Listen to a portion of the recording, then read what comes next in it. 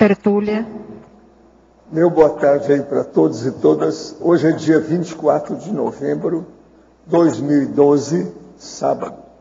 O verbete é de número 2488, tem 5 páginas, 41 elogias e 18 máximos. Eu destaco aí a divisão do detalhismo, que tem 13 máximos. O tema é aclimatação pré-tares. A especialidade é taristicologia. O verbete é da nossa veterana, professora Adriana. Esse aqui, número 39 até agora. Eu sempre falo aqui para mexer na inveja dos nossos colegas. Tá certo? Agora, a definição. A aclimatação pré-tares é o conjunto de procedimentos técnicos capaz de promover a afinização holopensênica com o local, as consciências e consciências envolvidas na atuação assistencial futura, favorecedores da conexão com o amparo funcional extrafísico e da eficácia no esclarecimento a ser prestado, utilizados pelo docente conscienciológico nos minutos, horas, dias e ou meses precedentes, presencialmente e à distância.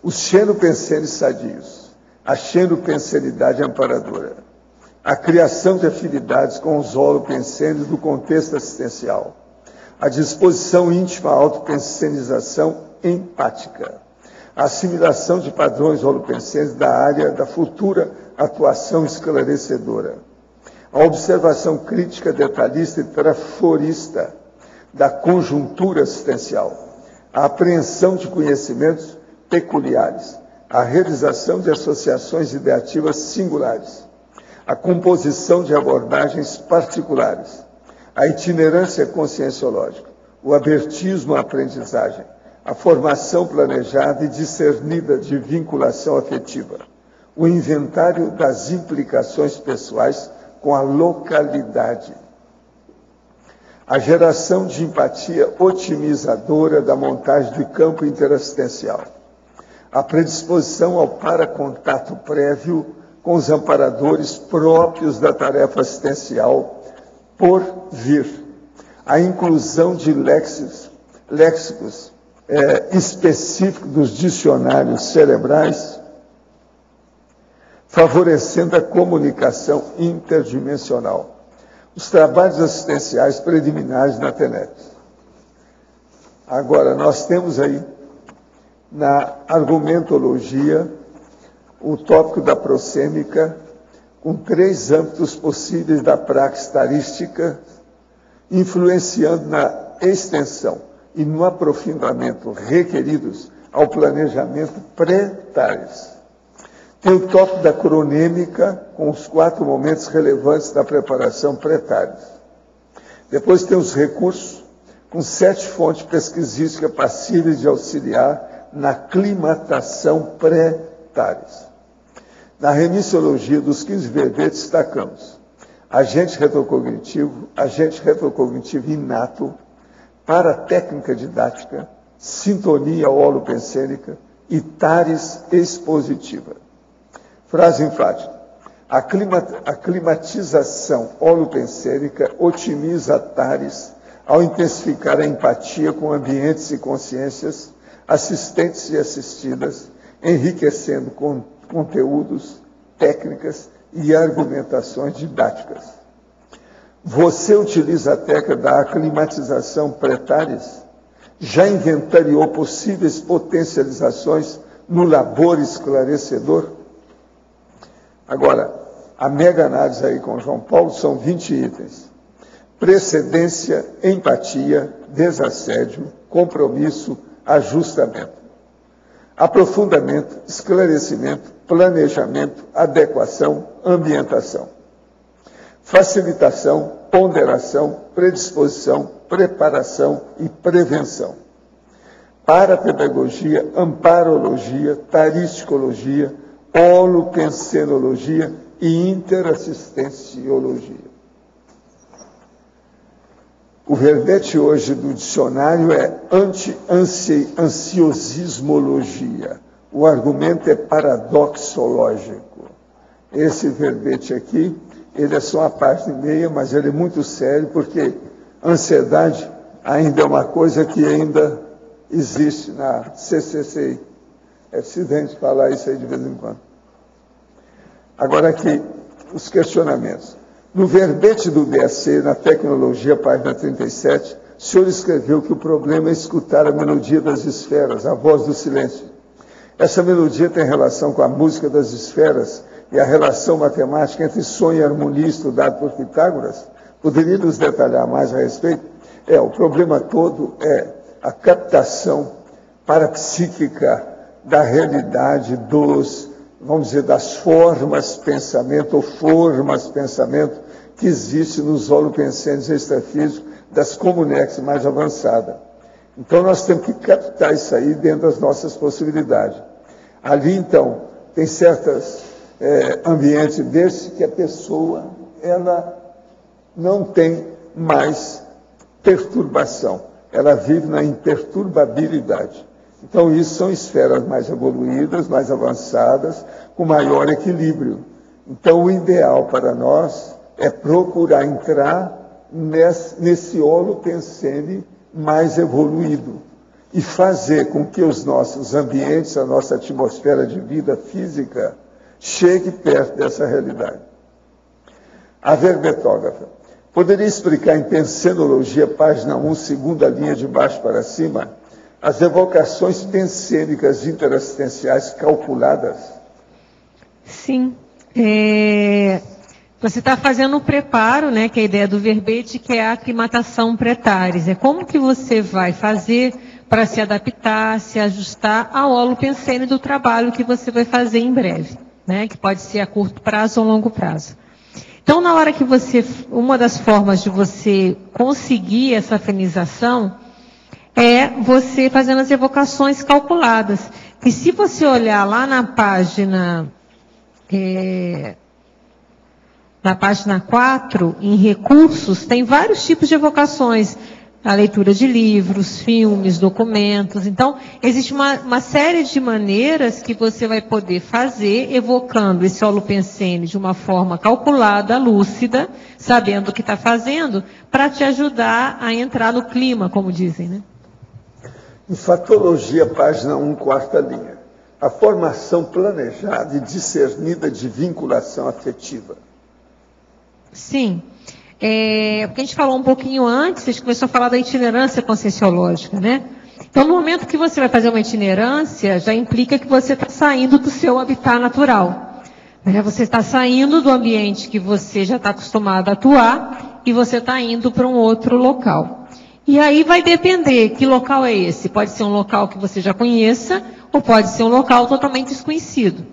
Então, nessa hora, vamos supor, você não tem nenhum conhecimento mais forte com esse ambiente.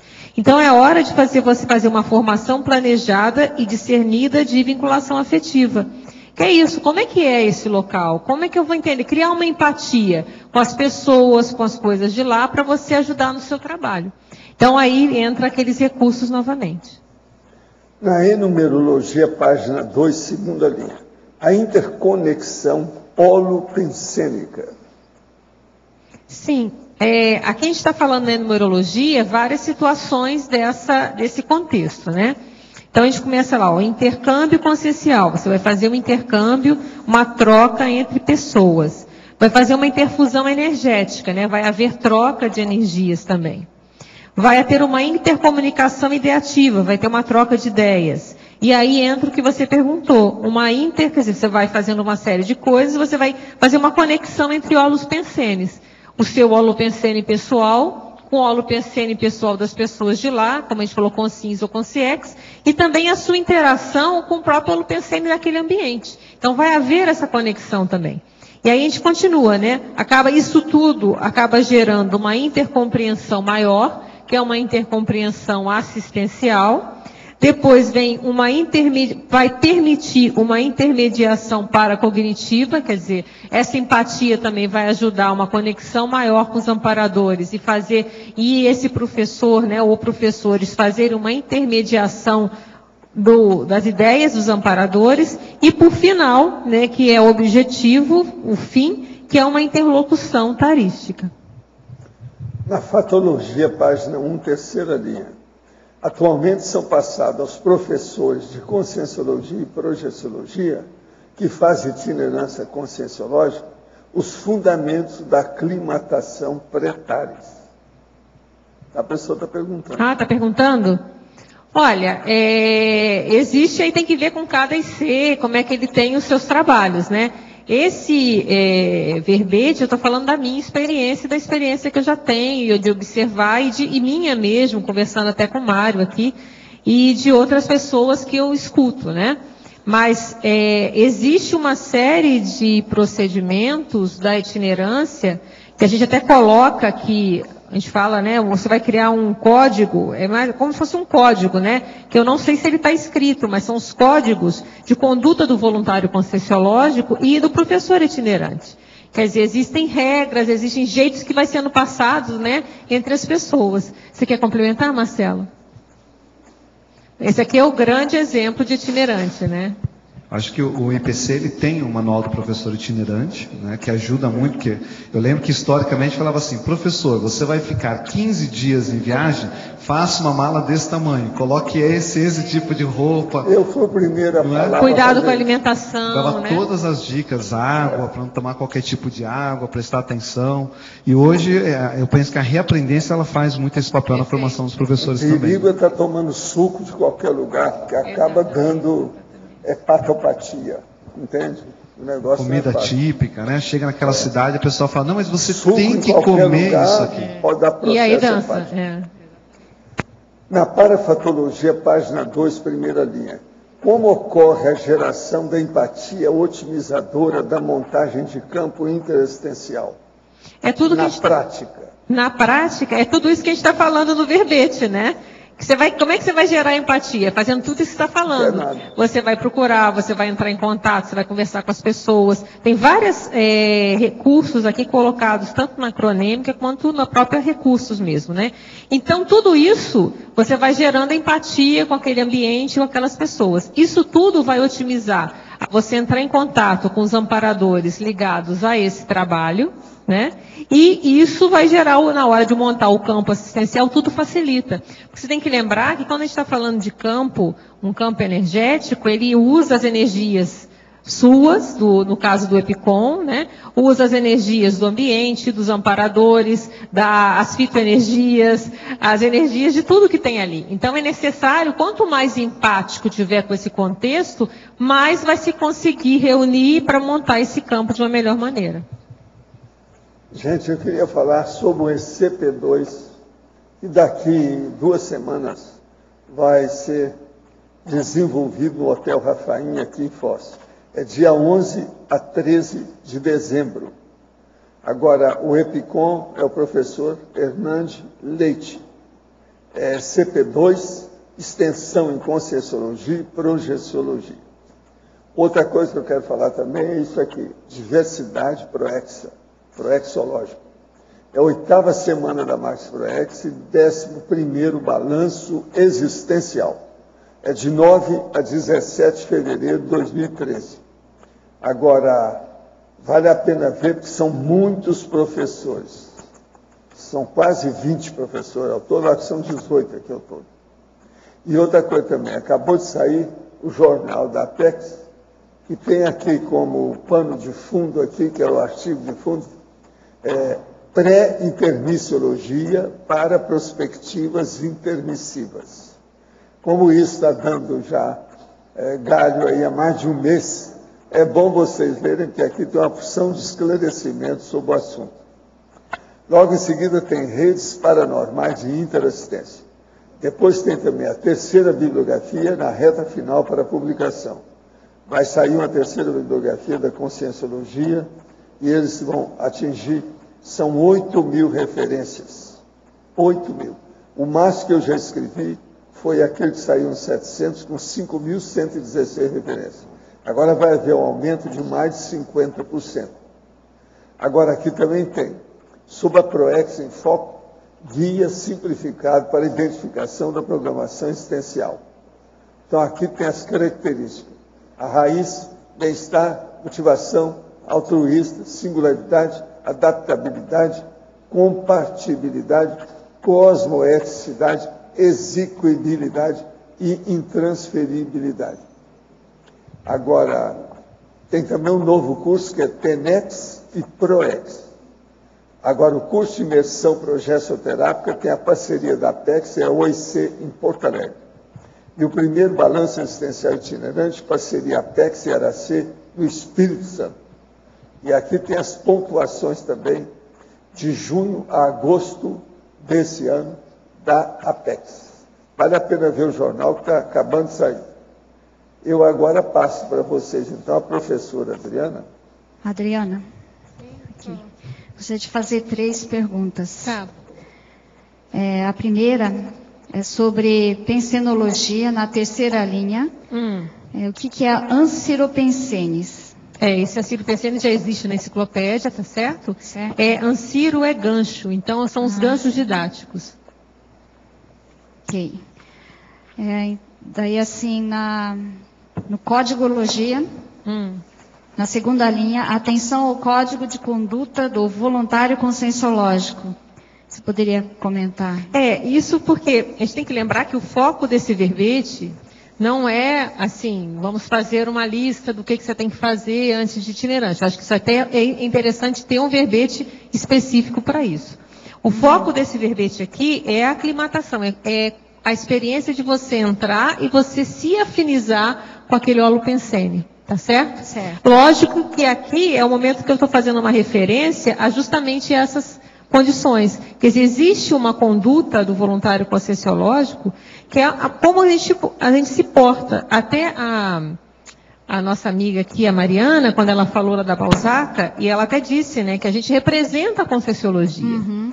Principalmente um professor de Conscienciologia. Então, existe uma série de coisas que é de bom tom que o professor tome cuidado na hora que, como é que ele vai se colocar, a questão dos respeitos a níveis evolutivos. Então, há uma série de situações que são importantes, procedimentos, para serem colocados. E aí, logo depois, a gente fala a atualização do Código Pessoal de Conduta para itinerância etarística. Porque tem todas essas dicas que são colocadas, e há também a sua pessoal, porque você sabe aquilo que, por exemplo, em caso de alimentação, às vezes aquilo para uma pessoa não faz mal, você sabe o que você faz mal. Se aquilo já faz um pouquinho de mal fora de um contexto normal, quer dizer, num contexto normal, imagina num contexto de itinerância. Então, vai criando, eu tenho uma série de procedimentos que eu já criei para mim, coisas simples, desde até cortar o cabelo, fazer unha, eu não faço na véspera de nada de viagem. Entendi. Então, são coisas assim, tudo que pode dar zebra, eu já tento organizar antes. Então, isso é uma coisa bem simples, prática, e que às vezes, cada um tem que ver o seu contexto para criar esse seu código pessoal que você já sabe o que é que funciona e o que não funciona com você. Com relação ao Código de Conduta do Voluntário, também pode se referir à equipe que acompanha o professor também. Tudo, entra, né? Tudo aí, tá? Tá, então, daí na trinomiologia, na segunda linha, o atilamento contextual ao trinômio causas com causas e efeitos. Porque na hora que você está, isso aí entra qualquer tipo de aclimatação, não só a itinerância, né? Porque a gente está abrangendo a aclimatação como um todo, tá? A itinerância, ela está incluída, que seria até maior do que, mas, por exemplo, até aqui, para defender um verbete, existe uma aclimatação para você se preparar, chegar mais cedo, tudo isso que se faz. E aí, é o momento desse momento prévio, antes de começar o trabalho, é importante estar atilado para quê? Aquele contexto. Causas, acontece alguma coisa. Qual foi a causa que aconteceu aquilo? Qual a concausa? Concausa é a causa extrafísica, tá? Tem até um verbete. Então, quais as causas? As concausas extrafísicas que geraram determinado efeito. Porque esses acontecimentos, esses efeitos, podem não ter nada a ver, mas tem grande chance de terem alguma conexão com aquilo que você vai fazer. Então, é esse atilamento, essa atenção ao que está acontecendo. Entendi. É como se ficasse com as parantenas e antenas ligadinhas para ver o que está acontecendo. Entendi. Tá? Obrigada. Adriana, na página 2, por favor. Sim. A terceira linha, Eu gostaria que você explicasse a inclusão de léxicos específicos nos dicionários cerebrais, favorecendo a comunicação interdimensional. E logo em seguida, que deve ser uma experiência sua, os trabalhos assistenciais preliminares nas TENEPs. Tá. Tem que essa questão da inclusão de léxicos, né? Isso serve para tudo, como a gente falou, desde uma itinerância até um trabalho normal. Na hora que um curso, né?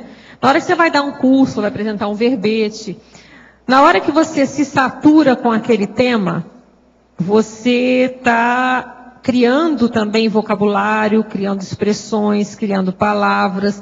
Você satura o seu cérebro com aquele tema, né? E isso vai favorecer que os amparadores possam te dar algum insight em relação a isso, alguma ideia.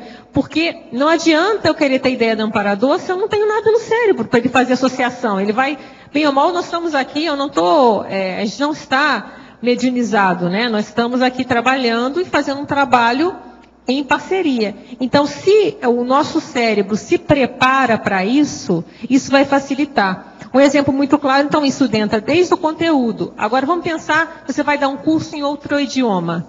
É importante ter o máximo de vocabulário que você consiga. Obviamente, sem perfeição, a gente coloca até o mito da perfeição aqui em algum lugar, lá na mitologia. Mas quanto mais vocabulário você tiver naquele idioma, melhor você vai conseguir passar o seu esclarecimento e até facilitar que os amparadores te deem algum tipo de ideia. Tá? Então, isso também tem uma correlação, Ivone, com lá embaixo, olha, na efeitologia, na terceira linha. Os efeitos dos embasamentos cognitivos na predisposição aos extrapolacionismos parapsíquicos. Que até isso, quanto mais conhecimento eu tiver, quanto mais eu me embasar de conhecimento mesmo, eu até com isso facilita que os amparadores propiciem algum tipo de extrapolação, tá?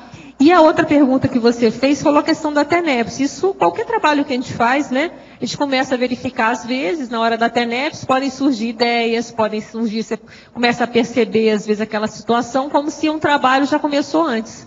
Né? Por exemplo, até os professores, a gente recebe a lista de turma antes, com antecedência dos cursos, e essa lista de turma já é levada para a TENEPS. Então, já começa um trabalho ali sendo feito com antecipação.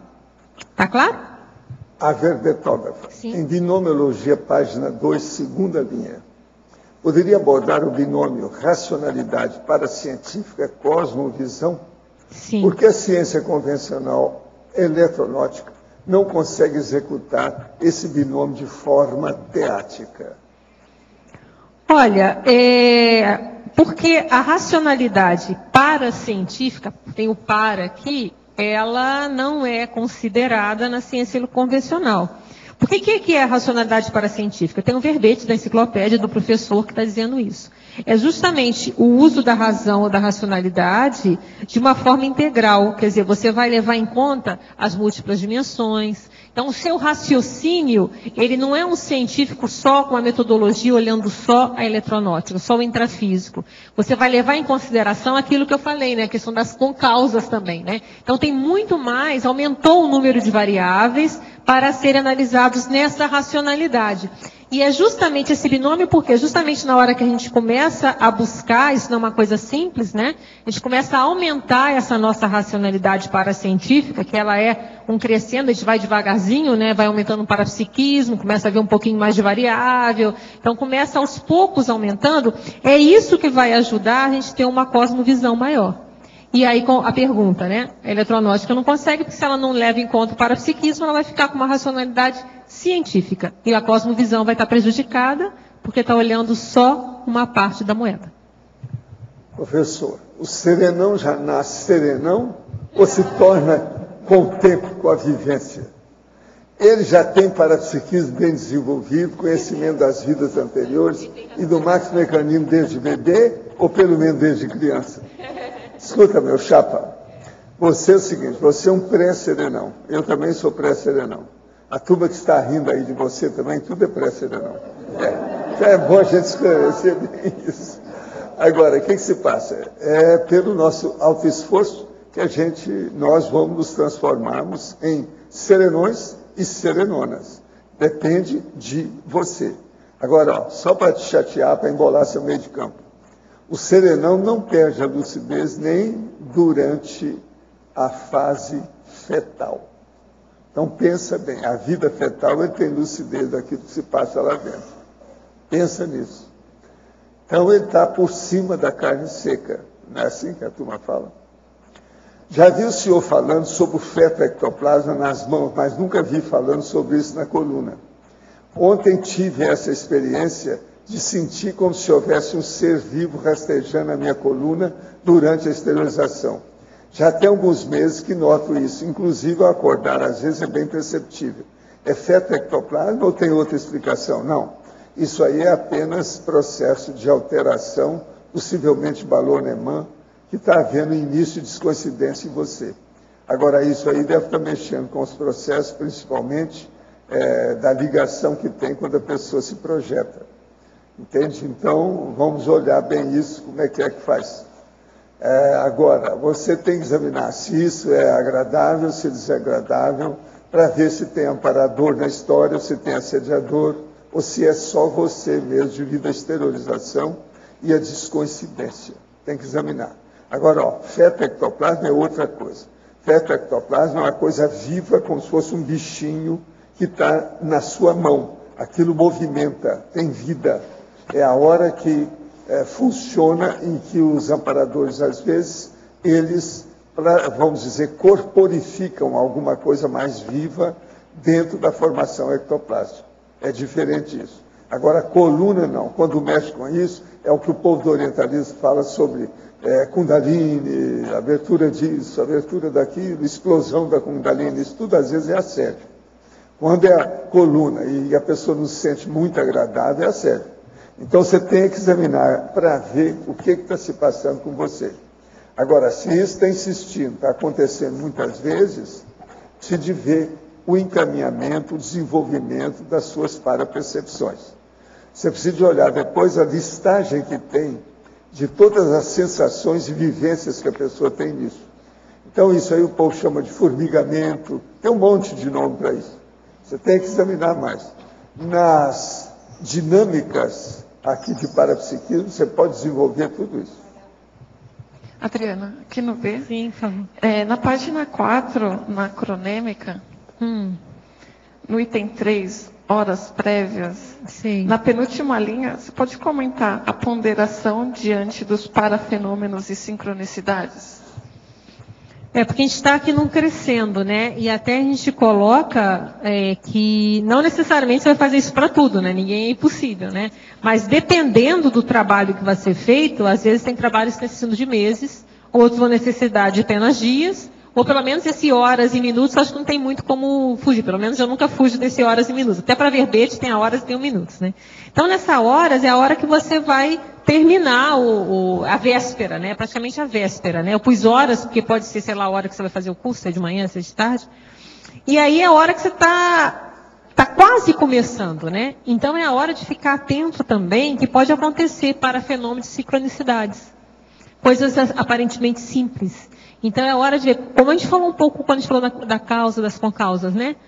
Isso aconteceu por acaso? Isso tem a ver ou não tem nada a ver? Então, é essa ponderação. Peraí, anota se for o caso. Às vezes uma coisa simples, uma notícia que você vê na televisão, e aí isso aí, peraí, isso aqui tem correlação, não tem correlação? E já aconteceu de ter experiência, de às vezes você vê passa um negócio na televisão, depois aquilo vai ser um gancho, porque você vai falar no dia seguinte, você fala, caramba, que impressionante, né? Parece que foi para você aquilo. Então, isso tudo eu já vi acontecer. E aí, depois, as características assistenciais da noite pré-Tales. Porque sempre não é uma noite muito tranquila, na maioria dos casos, né? Eu acho que todo mundo já conhece. Eu sempre brincava que, mesmo como aluna, né, eu falava assim, noite de ECP2, noite de ECP1, a gente já sabe que é uma noite assim, bem diferente, né? É por isso, há um trabalho maior, há uma exigência maior, há uma doação energética maior, pode ter projeção lúcida ou não, aí depende de cada um. Mas você já sente que aquilo é diferente, o trabalho já começa a acontecer, né? Essa noite não é que não começou antes, mas essa noite a hora está na hora, né? Estamos ali, então a gente percebe que tem um diferencial. É isso que eu queria dizer, para essas características aí cada um vê as suas. Obrigada. Tá?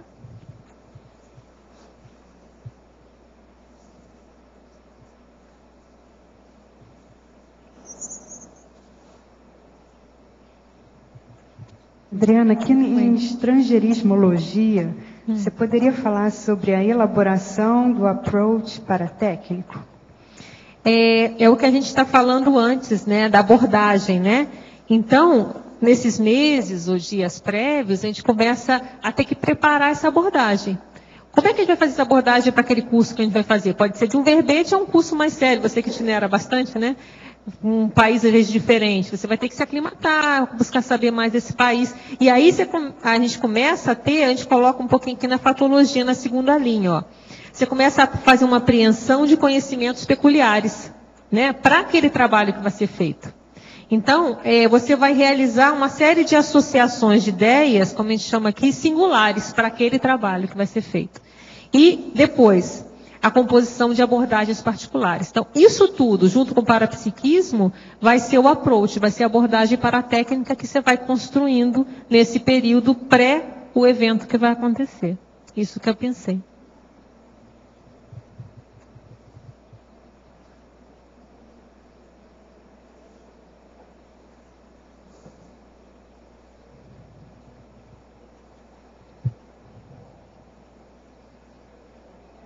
Sim. Na página 1, pensenologia, sim. A quarta linha, a disposição íntima à autopensenização empática.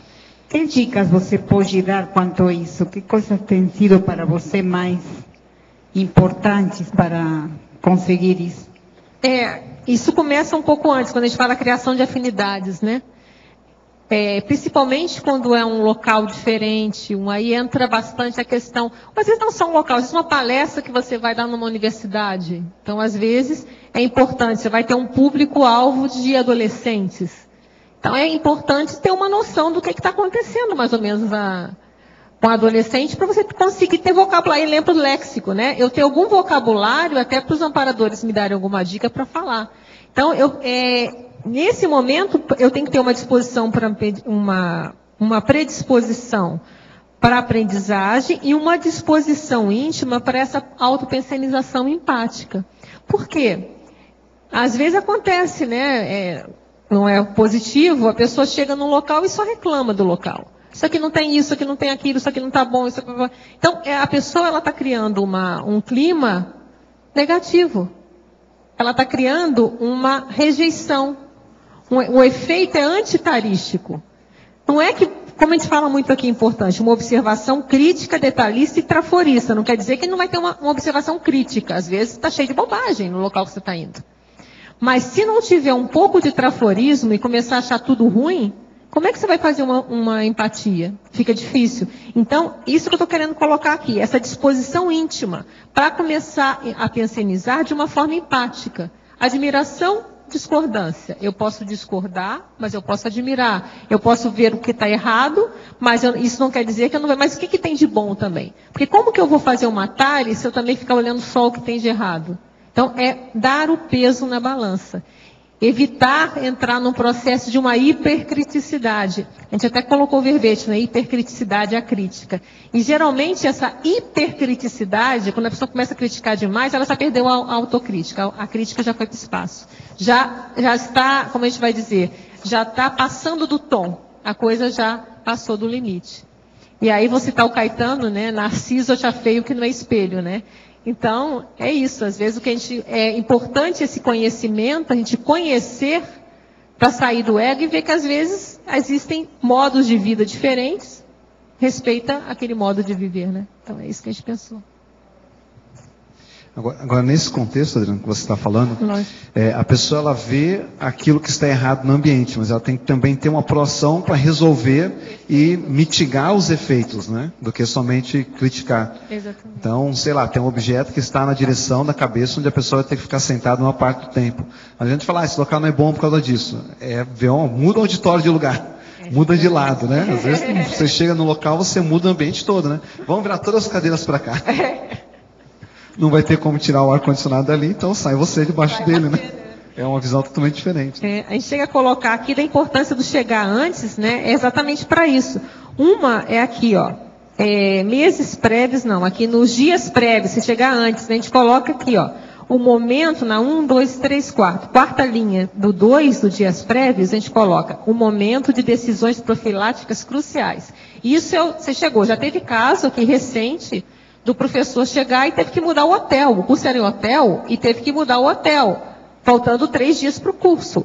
Agora tem que ser e vai ser. Então, a importância do chegar antes, que tem a ver com o verbete de alguns dias atrás, né, antecipar a sociologia, é que dá tempo de tomar essa decisão. E agora, a gente coloca novamente aqui nos minutos prévios as medidas preventivas emergenciais. Que aí é isso aí, chegou na sala, tem um negócio ali, às vezes tira o objeto dali, ó, esse objeto sai. Ou então, tem como mudar de sala? Às vezes não tem. Então muda você de lugar. Então, essa organização, rearrumação, por isso a importância de chegar antes. Chegar na hora, mesmo aquele lugar super conhecido, que você está acostumado, às vezes, naquele dia tem uma coisa que está diferente. Então, é essa que eu vejo a importância desse chegar antes, é muito sério. Dias antes, minutos antes, hora antes. É isso aí. Que aí dá tempo, há tempo hábil de ver o ar-condicionado pifou ali na hora. Como eu ligou o ar-condicionado, puf. Se você chega antes, dá tempo de tentar uma solução, nem que seja arranjar um monte de ventilador, sei lá, né? Mas vai ser possível tentar uma solução. Se chegou na hora, aí já era. Então, isso que a gente está falando, essa aclimatação, esse chegar antes, ter os insights, isso tudo que vai ajudando a gente, pelo menos dentro do possível, fazer as profilaxias e para isso, para depois, na hora do trabalho propriamente dito, a coisa está no melhor possível. Não, já teve casos também de hotel também, a pessoa chegou antes no hotel e descobriu que estava tendo uma obra enorme no andar que estava acontecendo. Então dá tempo, até mesmo agora em Buenos Aires, a gente chegou com antecedência, o quarto que deram para a gente era impossível. Então tinha ainda estava mais vazio o hotel, dava para trocar, a gente trocou de quarto, conseguiu arrumar. Se chegar na véspera, é o quarto que tem esse, tudo lotado, acabou. Então, pequenas coisinhas que a gente consegue ir calçando tudo, né, para fazer. Então é muito sério. Adriana, aqui Sim. atrás. Sim, fala.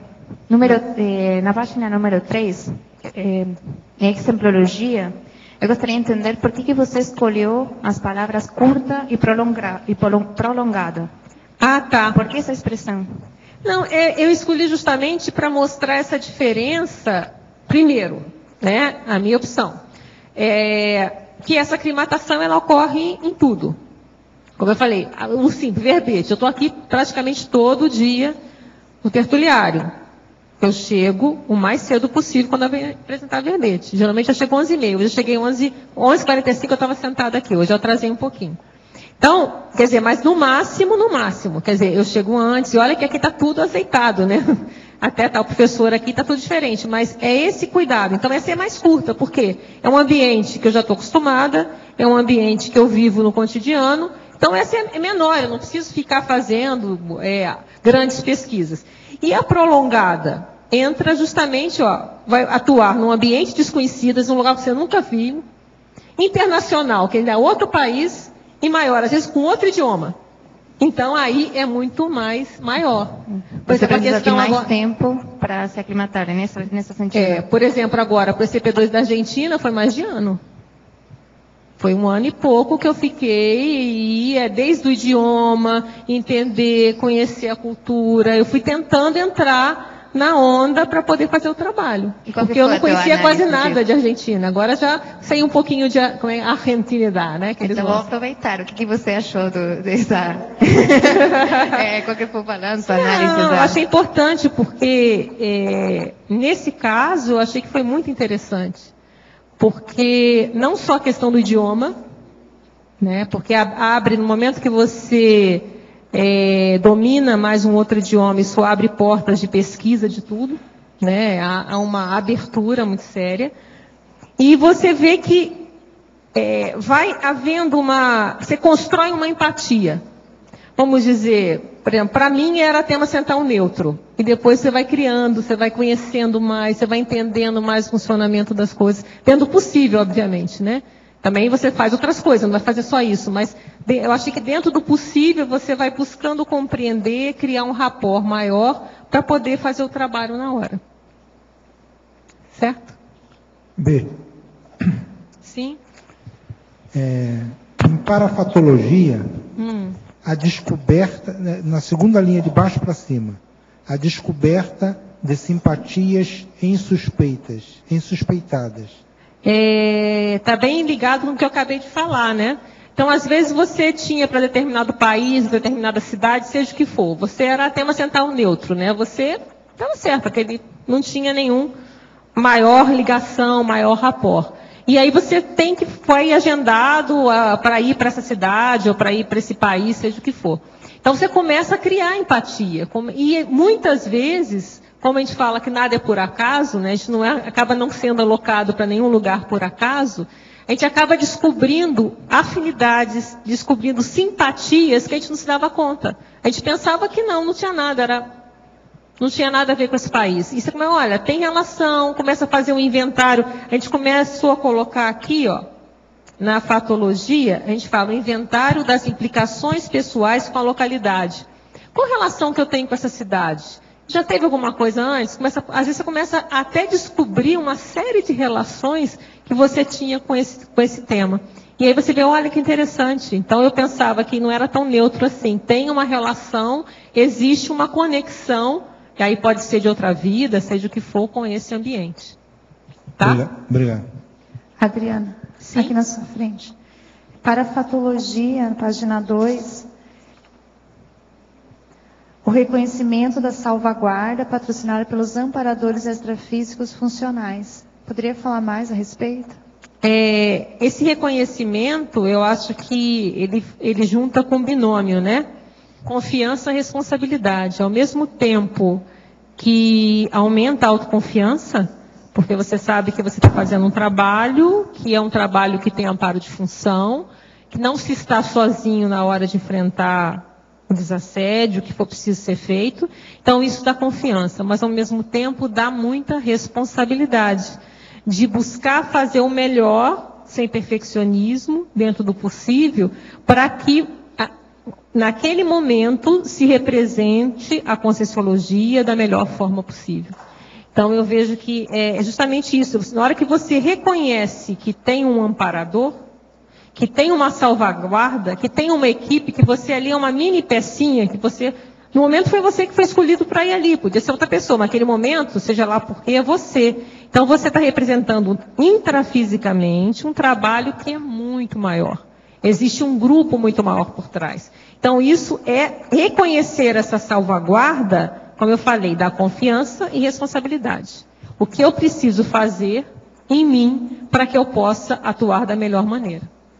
Então, a gente chega até a colocar aqui na fatologia, penúltima linha, né? As recins demandadas pelo exercício tarístico. Fazer tares não é fácil, porque quando a gente fala de Conscienciologia é teática, é prática. Então, ele exige cada novo desafio, cada novo curso, cada novo verbete, cada novo, o que for que a gente está falando de Conscienciologia, ele vai implicar que a gente olhe para nós mesmos e façamos uma série de recins em relação a isso. Então, é isso. Adriana, de novo eu, aqui no... Pode falar. Na página número 5, na acabativa, você colocou na remissiologia, o número 2, agente retrocognitor inato. Isso. Você poderia aprofundar a relação do verbete com o agente retrocognitor inato? Sim, é mais sério, né? O agente retrocognitor inato é o inversor, né? E tem tudo a ver. O que é o agente retrocognitor inato? É o professor de Conscienciologia, né?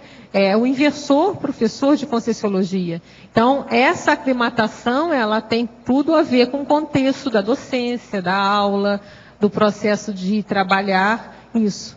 E quanto mais jovem, melhor. E quanto mais jovem, mais aclimatação vai precisar, porque a pessoa, quanto mais jovem tiver, quer dizer, com menos bagagem cognitiva ainda tenha, né, por ser mais jovem, mais vai precisar de buscar conhecimentos, buscar cognições sobre o trabalho que vai ser feito, né? Quer dizer, não é que todo mundo precise, mas quanto mais jovem, até em função da idade, né? vai precisar até de muito mais estudo, cognição, aprendizagem, para poder fazer o trabalho. Eu estava pensando assim, o que eu entendo de agente retrocognitor inato, ou da figura do inversor dentro desse contexto, é que ele, o próprio Holopensene dele, promove a recuperação de consciência nos outros, né, do curso intermissivo. Sim. Aí estava tentando entender a relação desse Holopensene que o inversor traz, ou gera, na verdade, com essa aclimatação. Isso já vem mais preparado para isso? Isso que eu fiquei pensando, qual que seria a relação entre esse Holopensene já instalado e a aclimatação? Olha só, ele já tem um Holopensene que ele é favorável pelo exemplo e pela força que ele tem, tá certo? Agora, quanto mais preparado cognitivamente ele tiver, mais ele vai poder, inclusive, não só pelo Holopensene, mas ele vai poder também, na atuação dele, na fala dele, no esclarecimento dele, ajudar as pessoas. Entendeu? Talvez ele entenda a questão de entender a importância dessa aclimatação também, né? Sim, mas para tudo, porque vai dar um curso, o inversor, ele está trabalhando, ele está fazendo TARES. Então, o Holopensene dele vai ajudar em muito. Tem a questão da autoridade cosmoética, teática que ele tiver, a força que ele vai ter na hora que ele estiver falando. Mas, quanto melhor ele trabalhar a comunicação e tiver mais conhecimento sobre aquele contexto que ele está falando, mais ele vai ajudar, ele vai potencializar, otimizar essa função, esse Holopensene dele. Tá certo? Perfeito. Obrigada. Na página 3, mitologia, o conhecimento dos mitos socioculturais, a eliminação do mito da perfeição. Poderias comentar um? O mito sociocultural, porque dependendo do ambiente que a pessoa for, às vezes é importante ela saber se há algum tipo... faz parte da cultura da que ela está indo, né? Tem algum mito, tem algum idiotismo cultural? O que tem ali naquele ambiente que ela vai trabalhar? Ou não só, a gente está falando de TARES, do contexto, daquilo que você vai falar. Então, você vai dar um verbete, até que a seção mitologia está aqui, todo o verbete que a gente está escrevendo, a gente vai procurar, existe algum mito sociocultural relacionado a esse tema que eu estou falando? Então, ele é fundamental na hora do esclarecimento da TARES, tá certo? Seja da localidade ou seja do próprio assunto em si, tá? E o mito da perfeição é justamente para não criar aquela mania de perfeição de que tem que ser perfeito. Uma aclimatação perfeita é impossível, porque já imaginou, você vai querer saber tudo? Ninguém sabe tudo, tanto de conhecimento até de uma localidade. É impossível a gente buscar ser doutor em tudo, é impossível. A gente pode até, daqui a uns anos, quando estiver mais perto do serenismo, chegar mais nisso, né? Por enquanto não. Então é jogar com isso, não é também jogar pelo outro lado, já que eu não vou saber tudo, então vai de qualquer maneira, não. É fazer o máximo possível dentro, com discernimento, também sem parar as outras coisas que faz, outras atividades que faz, mas buscar, dentro do possível, sem perfeição, o máximo de excelência, o máximo de qualidade que se conseguir. Obrigada.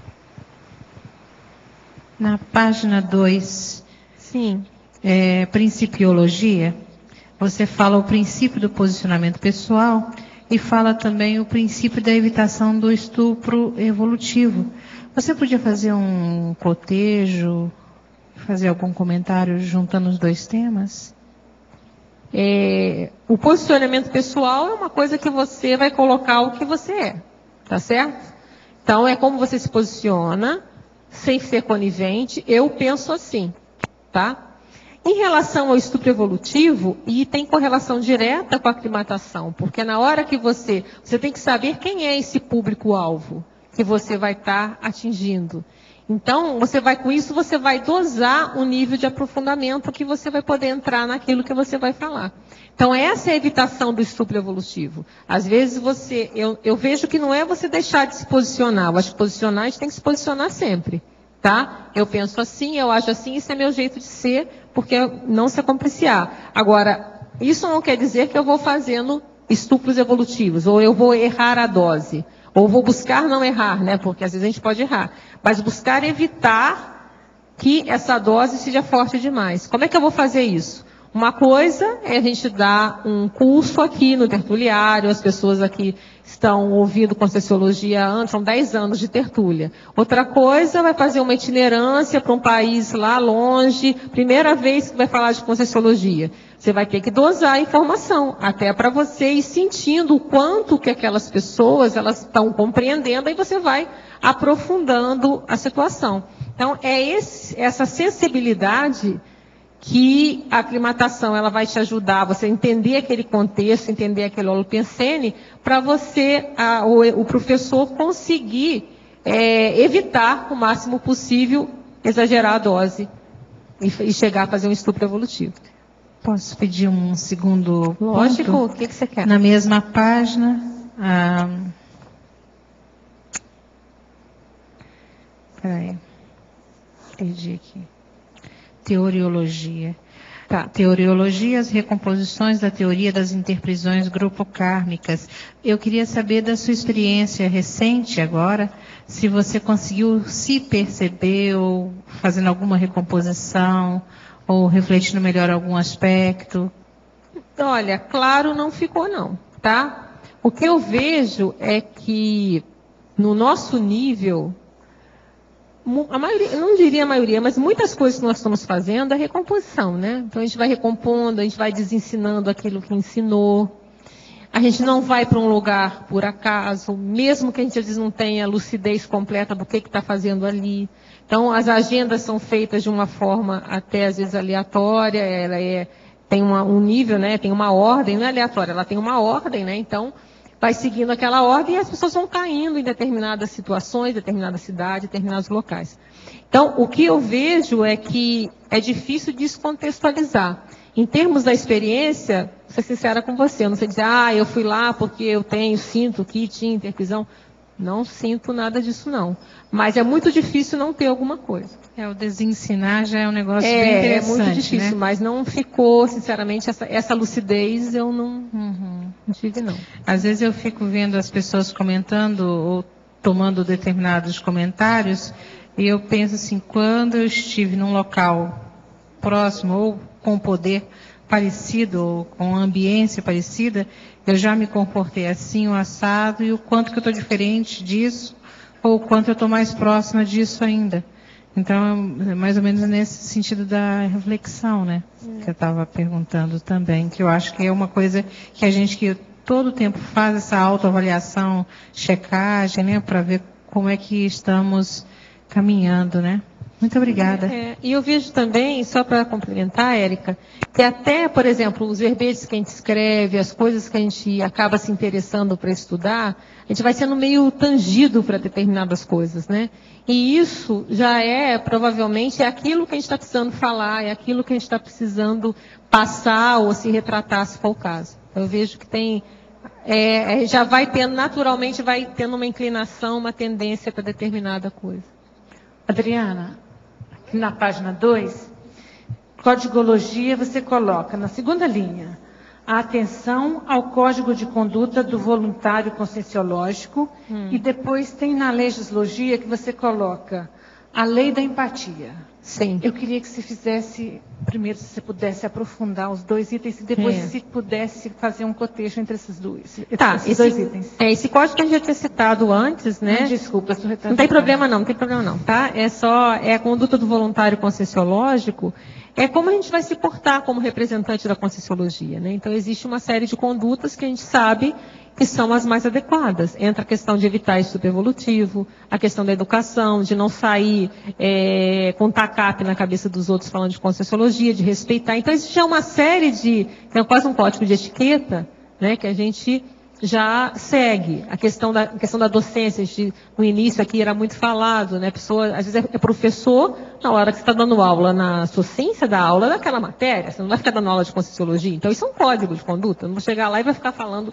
Então, você sabe as horas, os contextos que você vai falar, você não vai deixar de se posicionar, você sabe que você é da Conscienciologia, mas ali é outro contexto, né? Então, já teve aluno que falou isso, eu estava dando aula de psicologia, no meio da aula ele pergunta, o que é Conscienciologia? Eu falei, Conscienciologia é isso, é isso e isso. Se você quiser saber mais, a gente conversa depois da aula, agora a aula é esta aqui. Pom, pom. Tranquilo, nunca me procurou. Então, ele queria realmente era criar polêmica, né? Então, é esse posicionamento, essa conduta. Você não esconde, mas ao mesmo tempo você sabe, olha, você dá o limite. Aqui não é para isso. Aqui é outra coisa. Então, existe uma série de coisas que nós já sabemos que fazem esse código do voluntário, tá? Agora, a relação da lei da empatia tem a ver um pouco como a gente já falou, né? Acaba essa lei da empatia, a gente acaba empatizando com assuntos, empatizando com locais, empatizando com pessoas. Então, a gente vai sendo meio tangido nessa questão da empatia. E pode criar empatia. O que eu estou falando aqui na climatização é justamente, vamos supor, você chega que você vai para um país lá no meio de não sei onde, que você nunca ouviu falar. É possível buscar criar empatia, conhecer mais, entender mais. E até você pode descobrir que você tem alguma correlação, por que foram te mandar para aquele país lá no fim do mundo. Então, você vai começando a estudar essa condição, né? Tá, então do código eu entendi bem. Você então pensou mais na condição do assistido e do assistente e na condição externa. Você chegou a pensar aqui dentro, entre os colegas, como é que a gente poderia se portar de uma forma isso entra tudo, né? ética? Não, entra tudo. Eu falei mais esse lado que dá aqui mais no contexto da Thales. Mas entra tudo, né? A questão aí entra o esclarecimento interpares, né? O verbete da professora Mabel. Eu lembrei disso. Entra a questão da educação. Hoje você falou muito de amizade, respeito à privacidade. Então aí vai entrando um monte de coisa. Tá bom. Obrigada. Tá? Professor Valdo, no dicionário, no verbete, o senhor comenta ali o caso de poltergeist e a pessoa ansiosa, né? A dificuldade que levar o ansioso para ajudar na solução de um poltergeist. Você poderia ampliar esse contexto aí da ansiedade, da impulsividade, da síndrome da urgência na relação com o poltergeist e domínio do processo 17? O problema do poltergeist é o seguinte. Se você vai a um local com poltergeist, o holopensene, a atmosfera do lugar, ela é contaminada por energias negativas, em geral tem ectoplasmia, que está sendo usada para fazer efeito físico negativo. Agora, quando isso acontece, é uma manifestação da baratrosfera. Sendo baratrosfera em si, a manifestação é um processo emocional, no caso, comocionalismo. Então, veja bem, se você vai lá, é para melhorar aquilo, para acabar com a infestação, como eles chamam, uma infestação de parafenômeno. Aquilo que eles chamam também de assombramento. Antigamente eles gostavam de falar que é uma casa de assombração. Isso é que é o poltergeist. É o efeito físico negativo, que faz mal, ele é patológico. Agora então, por exemplo, ali pode ocorrer os processos de pedra que vem, coisa que cai, incêndio que aparece até dentro de uma caixa fechada, quando você vê, está pegando fogo dentro da caixa. É uma coisa impossível, do ponto de vista da física. Então, há derrogações de todo tipo em matéria de efeito físico. Então, numa condição dessa, você não pode pegar para ser assessores, colaboradores, voluntários, amigos seus, que sejam emocionalmente alteradinhos. Eles não vão, porque eles vão passar para o lado dos assediadores. Você vai ter mais um assediador na sua equipe que está tentando melhorar o ambiente. Aquilo só pode piorar. Então, tem que levar pessoas que sejam equilibradas, que não tenham medo excessivo, que não chore à toa, tá entendendo? Porque senão, chega lá, você tem mais gente para tratar do que tudo. Está entendendo? Você vai ter mais um para tratar e vai gerar instabilidade. Isso tudo eu já vi na minha vida, dezenas de casos, todo tipo, e não dá. Por exemplo, geralmente uma pessoa que é homossexual a gente evita, uma lésbica a gente evita, devido ao processo morfológico que ela tem, a falta de interação com a fisiologia. Se ela, por exemplo, já tem pensamentos e vivências antifisiológicas, o processo fica ótimo para quem está se manifestando, porque todas aquelas manifestações de efeito físico do poltergeist são antifisiológicas. Eles querem, por exemplo, bater as coisas em você, cair o telhado, pegar fogo nas coisas, tremer tudo isso ocorre. É porque a pessoa, em vez de ser bombeiro, vai acabar sendo mais um incendiário na jogada. Ali. Não, e piorar tudo. E outra coisa, você vai piorar a pessoa. Ela vai chegar lá e vai virar um doente. Então eu falo para as pessoas, você não pode ir, você vai adoecer, em vez de ajudar, você não tem preparo. Precisa se preparar. Então, por exemplo, em matéria de temperamento, você tem que olhar e selecionar demais o pessoal, senão você se arrepende. Vai criar um problemão. Uma coisinha que às vezes era pequena vai ficar enorme. Nesse caso, então, a pessoa que tem, pode ser mais travada em termos de parapsiquismo, a questão da ansiedade. É aquilo que nós chamamos de casca grossa. Esses não devem ir, não. Entendeu? Para ir tem que ser uma pessoa o mais equilibrada possível. Se ela não tem parapsiquismo, tem que ser aquela mais imperturbável possível. Aquela primeira coisa que você vai fazer. Não, faz assim com a mão. Se tiver assim, não pode. Por causa do sistema neurovegetativo. Agora, gente, isso tem que ser rigoroso. Senão, em vez de você fazer terapia, você vai fazer patologia. Em vez de você ajudar os outros, você vai piorar todo mundo. Agora, tem que ser tudo com realismo adequado na cara. Por exemplo, gente mais jovem, muito emotiva, não deve ir. Está entendendo? Por isso que eu estou falando. Pessoa que chora à toa, é perigoso. Pessoa que chora quando vê a novela, vê o filme, que fica chorando sem parar, isso não deve ir. Porque vai chegar lá, vai acontecer um monte de coisa. Porque isso é que os assediadores querem. Eles querem que você dê uma presa para eles. Você está entendendo? Isso é o ideal para eles. É como se fosse uma cunha, né? Usa aquela cunha para poder reverter o jogo para o lado deles. Né? Eles pegam a pessoa mais frágil para ampliar a potência da aplicação da energia. A energia é o ectoplasma, no caso. É porque o senhor comenta aqui até a geração de macro-PK, o processo da síndrome da urgência. Pois mas a gente tem que evitar isso ao máximo. Agora, o processo tem que evitar o acidente de percurso. Eu olho em primeiro lugar, quando nós vamos fazer isso, é um acidente de percurso. Você tem que ir e voltar sem acidente de percurso. Entende? Ou eliminar ao máximo, ver como é que fica. Porque às vezes tem ambiente que é difícil. Se a manifestação da infestação ectoplasma de efeito físico é muito intensa, e aquilo é antigo, e outra coisa, se lá tem muita gente que está aguentando e que está sendo vítima, isso é perigoso. Tem que ver. Agora, por exemplo, você vai num lugar que já houve várias mortes. Morte de gente, morte de bicho. É um perigo isso aí. Tem que estar de olho. Aí, num caso desse, quando tem muita gente lá, eu levo pouca gente comigo. Entende? Se tem pouca gente, você pode levar mais gente com você. E se deixar, uma boa parte do povo quer ir por mera curiosidade. Isso não leva a nada e nem ajuda a pessoa. Agora, você tem que explicar. Tudo isso é antipático. Na hora de selecionar o pessoal, entende? É muito antipático. Mas com o tempo, quem vai lá acaba entendendo. Então você sempre lucra no fim da história. Entende? Porque dá certo. Agora, chegando lá, você também tem que ter um realismo absoluto. Falar tudo o que você acha que deve. Se a pessoa não faz, o problema é dela, os responsáveis. Mas pelo menos você tocou no assunto, melhora.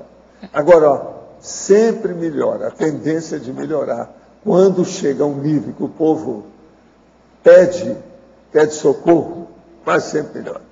É, porque às vezes é coisa simples, teoricamente, né? Pequenos movimentos. Não, a aparência é simples. Nada disso é simples. Todo fenômeno de poltergeist é complexo. Não se deve nunca confiar em nada. Você está trabalhando com tempestade, tsunami e ventania de uma hora para outra. Você nunca sabe o que é. Eu, por exemplo, aqui mesmo no Sul, eu tive local e uma vez, por exemplo, me convidaram. Eram os sacerdotes, eram 3 sacerdotes desses exorcistas, daqueles que usam aquela cruz gamada diferente. Eles foram atrás de mim e falaram assim, nós sabemos que o senhor é especialista nisso, está por aqui, queríamos ver esse caso. Eu falei assim, mas o que é? Não, a casa está mesmo muito mal assistida. Está muito difícil a situação. Eu falei assim, mas o que ocorre? Não, em primeiro lugar, nós não queremos ir lá mais, porque a gente sai de lá, está cheio de cocô na batina. Diz que o cocô vinha assim no ar, assim, e batia na batina dos padres. Então nós queremos ver se o senhor vai lá e se vai sair sem ou com cocô. Entendeu? Lá fui eu para ver o que era. Aí eles não tinham localizado qual era o foco. Então eu fui ver qual era o megafoco, a situação toda. Agora, houve problemas só comigo, enquanto eu estive lá, de bater muita pedra no telhado. Mas não chegou a cair dentro de casa. Porque também tinha as pedras, que é o processo da lito, que se chama lito. Eles chamam de litoterapia, às vezes, que é como se fosse a terapia da pedrada. Você está entendendo? Então, aquilo às vezes cai dentro de casa. Mas eu cheguei e não entrei na casa. Aí os caras que estavam comigo falaram assim, vem cá, doutor, o senhor está com medo? Eu falei assim, vovozinha, fica quieto aí. Não tira conclusão precipitada. Eu estava primeiro isolando e fazendo o encapsulamento do local, todo o ambiente. Então eu isolei o problema todo para ver o que tinha. Aí começaram a bater umas coisas no telhado, como se fosse pedra que o cara tivesse atirado de seringue, alguma coisa nesse sentido. Você ouvia direitinho. Aí eu sondei, rondei tudo, melhorei. A hora que eu vi, eu falei assim, agora sim, vamos abrir a porta. Qual que é a porta principal? Essa, vamos entrar aqui. E aí eu fui indo, quarto por quarto, o lugar todo. Aí nós descobrimos que o negócio era de um lado, do local que eu ia, era de um lado. Lá é que tinha. Então aí eu fui conversar com o povo, o que é que tinha havido ali, como é que foi. Aí você examina qual é o passado do local. Passou uma pessoa que era totalmente perturbada, e ela devia ser o ectoplasta, e deixou a energia toda predispondo o processo da fenomenologia. Então, a principal questão do ansioso é a precipitação, né? Ele poderia, por exemplo, se fosse o caso, teria entrado direto, não teria jogado nada. O ansioso é a ansiedade generalizada. Ele fica mais ansioso lá. Aquilo, você está entendendo? Isso é terrível. Não dá. Agora veja, você piora a pessoa. Eu falo para a pessoa, vem cá, você quer piorar? Se quer piorar, vai para um hospital psiquiátrico, fica lá, é a mesma coisa. Você quer ir para o hospital psiquiátrico? Quer enfrentar o povo? Tem que explicar isso aí tudo, soco na cara e fratura exposta. É aquilo que eu chamo de impacto-terapia, não tem outro jeito. É em favor de todo mundo, mas principalmente do dito cujo, aquele que quer ir. Entende? Ok, obrigado. Na Fatologia, página 1, sexta linha, poderia comentar as recins demandadas pelo exercício tarístico? Sim, quando a gente está fazendo a TARES, tarefa do esclarecimento, e falando de Conscienciologia, a gente está falando de processo teático, questão da autoridade moral, a autoridade cosmoética. Então, ela exige que a gente busque, pelo menos, experienciar, nem que seja um pouco, aquilo que a gente fala. Então, a gente é cobrado, até uma autocobrança, a questão da teática e da verbação. Então, isso tudo vai gerando reciclagens intraconscienciais. Quer dizer, ela vai demandando para você conseguir fazer aquele trabalho de uma forma melhor, que você comece a se melhorar também. Em Sinergismologia, página 2, segunda linha, poderia abordar o sinergismo, curiosidade pesquisística, motivação perseverante, paciência cosmoética? São 3 aspectos que a gente vê que é muito importante, né, nesse processo da gente se aclimatar ou se esforçar para essa tarefa que a gente vai fazer de esclarecimento. Primeiro, a curiosidade pesquisística, né, essa curiosidade, essa vontade de pesquisar, a vontade de saber mais. Depois, a motivação perseverante, quer dizer, você manter a motivação, não é vir um pouquinho superficialmente parou, não. Manter a motivação para continuar, não ficar só numa curiosidade superficial, não se satisfazer com tão pouco, né? Procurar aprofundar mais. E paciência, né? Porque às vezes demora tempo, você vai procurar para entender, para pegar mais informação, às vezes as informações não vêm na sua mão tão facilmente, você vai ter que correr atrás das informações. Então a gente vê que essas 3 coisas atuando no pesquisador, elas são sinérgicas. Uma vai ajudando a outra e aí sim vai poder fazer um processo de conhecimento maior. A verbetógrafa, na cronêmica, página 4, item 2, dias prévios, tá. Segunda linha. Poderia nos falar mais sobre as caminhadas técnicas? São feitas perto do hotel, onde o itinerante está hospedado? São feitas a sós? Olha, isso aí depende do gosto, né? Eu sempre procuro fazer, e não necessariamente é uma coisa simples. O que eu procuro fazer, isso qualquer itinerância que eu faço, eu procuro chegar Se der, pelo menos se é no dia anterior, de manhã cedinho, ou então na antevéspera.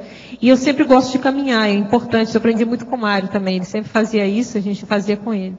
Porque eu vejo que na hora que a gente começa a andar, e aí pode ser em torno, pode ser até no shopping center, alguma coisa rápida, mas parece que assim eu me sinto entrando no Holopensene. É como se eu vou, na hora que eu estou e eu vou e começo a conversar, entro numa loja, converso com uma pessoa que está ali, vou conversando, isso vai criando, é como se eu fosse entrando, vai entrando, e daqui a pouco eu sinto, entrei, e aí já fica tudo, funciona de uma forma melhor. Então, isso tudo depende, tá? Você vai sentir na hora. Porque uma coisa importante nisso aqui é o que a gente fala lá no final, o autodiscernimento quanto ao time multidimensional do ciclo, pesquisa de campo, recolhimento nos aposentos. Porque lembrar que não é turismo, né? Você não está ali passeando de turismo. Então, essa caminhada, ela tem uma razão de ser, né? Existem pedidos também que as pessoas às vezes fazem. Pede para você ir em algum lugar. Por exemplo, eu fui em uma cidade do interior e eles me pediram, isso no segundo dia lá do curso, me pediram para dar uma geral, para eu ver o que é que eu ia falar da cidade. Aí eu comecei a sair de manhãzinha, o dia amanhecendo, e rodei a cidade de um lado a outro a pé. Mas agora o que criou mais problema foi a hora que eu falei assim, não, tem aquelas casas que estão com antena parabólica com a bananeira por dentro.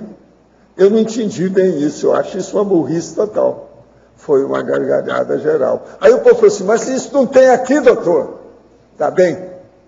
Quanto que é? Vamos fazer uma aposta aqui. Você paga quanto? Vamos, não é? 1.000 da sua parte, eu pago 5.000 se não tiver. Vamos lá agora. Aí os caras falam assim, não precisa não, doutor, nós já sabemos, é rua tal, tem a casa tal, tem isso. Perfeito. Assim, vem cá, o que vocês estão fazendo? Por que é que não vê isso? O que se passa? Eu notei que lá, por exemplo, a casa principal, que tinha a bananeira por dentro, a maior delas, o povo estava vivendo lá dentro. Não estava abandonada, não tinha nada. Como é que é isso? Agora, a bananeira cresceu por dentro. Não, veja bem, o negócio não é fácil, né?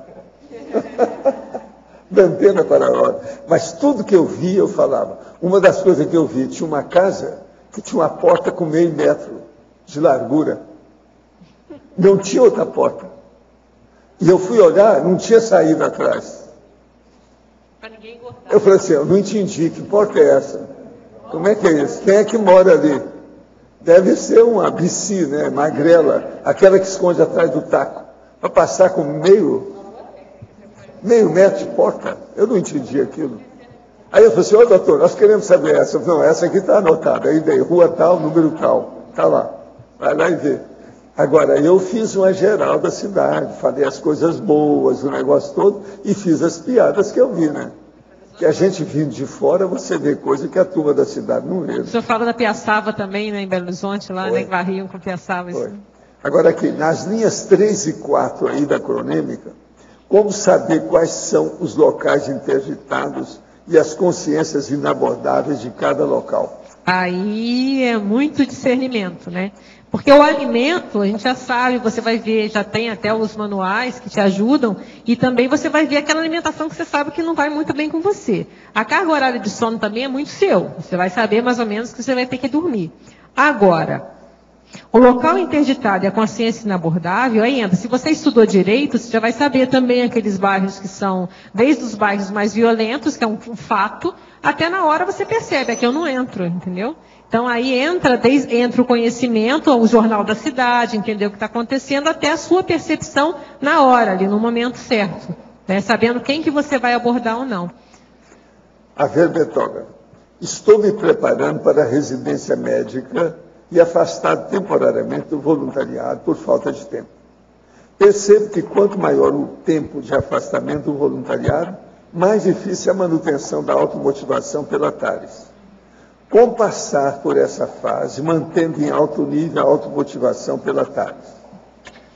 Olha, eu não sei que tipo de residência você está fazendo, não sei se é médica, né? A carga horária é muito puxada mesmo na residência. Eu fiz residência em psicologia. Só que a psicologia, a carga horária, apesar de ser a mesma dos médicos, né, em termos reais, factualmente não era tanto assim, né, porque não precisava ficar o psicólogo virando noite, então acaba tendo era uma carga horária um pouco menor. Assim, em tese a gente não fazia tantas horas, mas mesmo assim, durante toda a minha residência em psicologia, eu cuidava da escala de professores. Porque era um trabalho que eu podia fazer por telefone, por celular. O problema foi uma época que eu usei muito celular, isso não foi muito bom. Mas eu resolvi, então, foi uma forma, eu mantive meu vínculo, mantive o trabalho que eu fazia. Eu atendia na consciencioterapia na época também, tinha mais limitação de tempo, mas conseguia organizar. Então tem que ver, dependendo da sua especialidade, você vai ser às vezes mais complicado. Mas às vezes você pode buscar uma atividade que você possa se manter conectado sem estar afastado, não é, Marcelo? Às vezes tem o voluntariado, ele tem várias atividades que você pode fazer. E eu lembro que de professor é muito tranquilo, porque eu estava lá, eu conseguia atender o telefone, via, resolvia a escala toda e estava conectada, e estava trabalhando, e me sentia, e ao mesmo tempo fazendo todo o trabalho que tinha que fazer. Então, cada um tem que ver, obviamente, a sua condição, o nível de exigência que vai ser cobrado, mas a gente é possível. Marcelo, você ia complementar? Eu queria que eu estava pensando, nesse caso, que às vezes a pessoa também usa isso quando faz mestrado.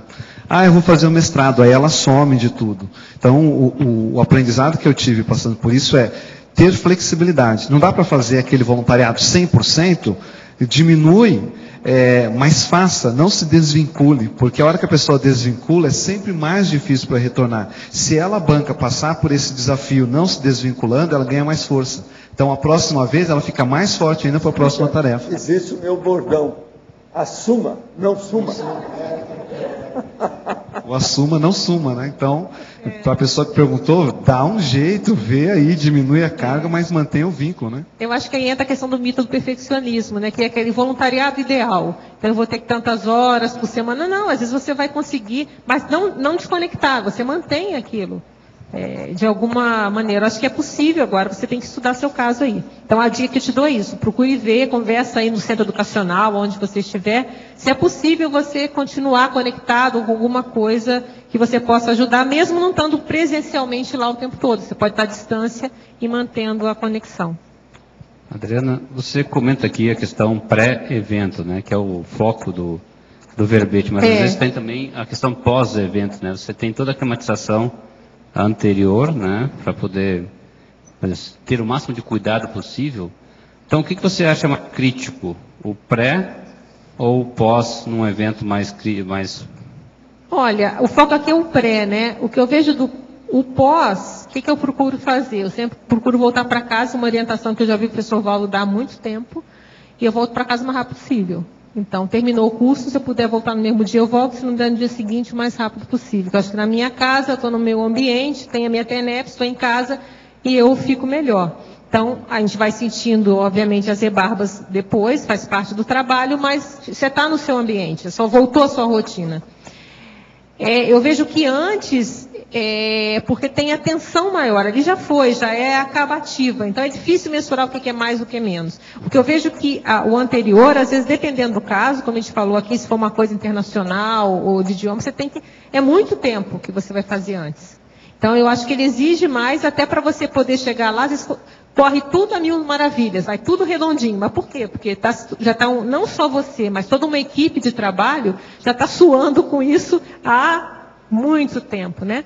No caso da CP2 de Buenos Aires, uma coisa que foi muito interessante, porque a equipe foi fechada completa em dezembro anterior, quando teve aquele grupo de voluntários, fechou a equipe de campo. E essa equipe de campo estava toda presente no curso.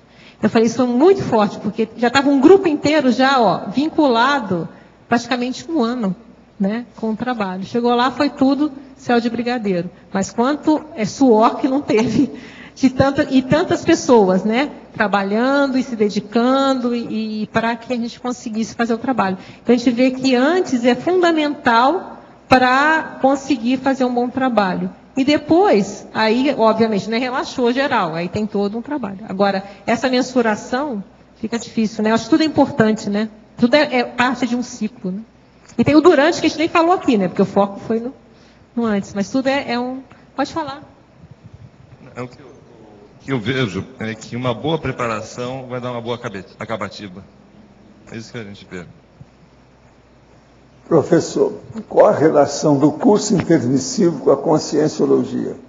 E especificamente do intermissivista com essa neociência? Escuta. O processo da conscienciologia é uma decorrência ou consequência do curso intermissivo. São condições que fazem parte da Reurbex. Reurbex é a reurbanização da Terra. Eles resolveram melhorar tudo aquilo que era fossilizado em matéria de infernões que tem nesse planeta. Então, para isso, estão fazendo uma reciclagem generalizada em todas as áreas possíveis para intensificar o problema evolutivo de uma maneira cosmoética, fraterna, elevada. Agora veja, segundo a orientação dessas grandes consciências que dirigem tudo isso sempre ocorre com o planeta na hora que ele chega naquele ponto de maturidade para isso.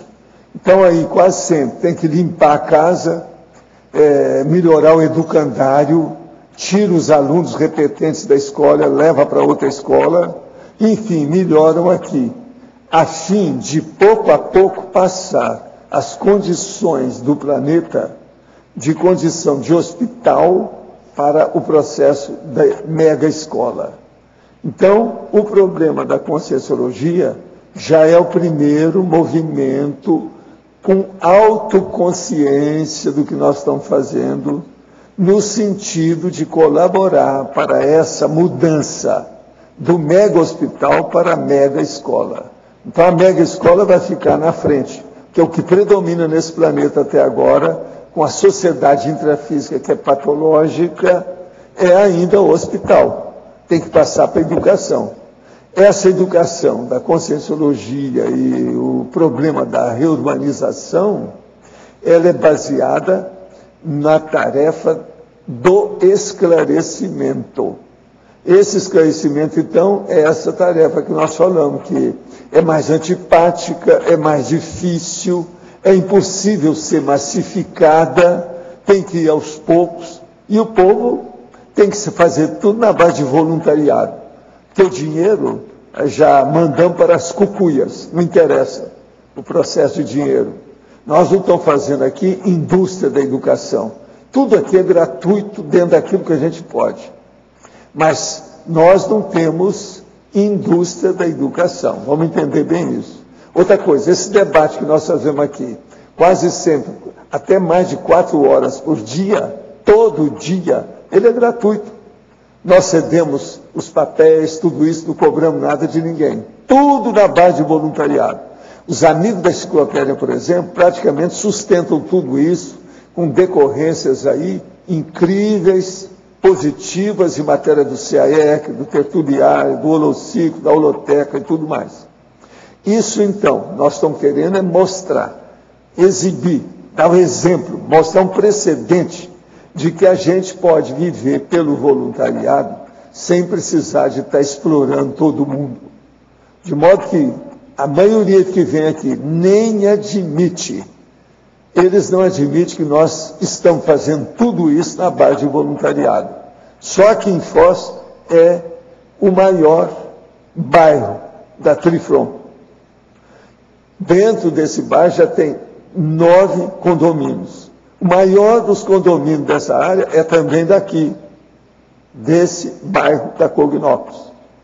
Então, veja bem, nós estamos lutando no front da batalha pacífica, não cruenta, mas da pacificação, não violência, mas falando a verdade na cara de quem se interessar. Não é à toa que atualmente são 692 pessoas que vieram para cá. Qualquer coisa é só olhar como é que são as pontuações, os totais, vamos dizer, todo esse processo que nós temos aqui do CAEC. Só de psicólogo nós temos aqui dentro 84 psicólogos. De modo que nós não estamos brincando com isso. Presta atenção. Isso é a Reurbex.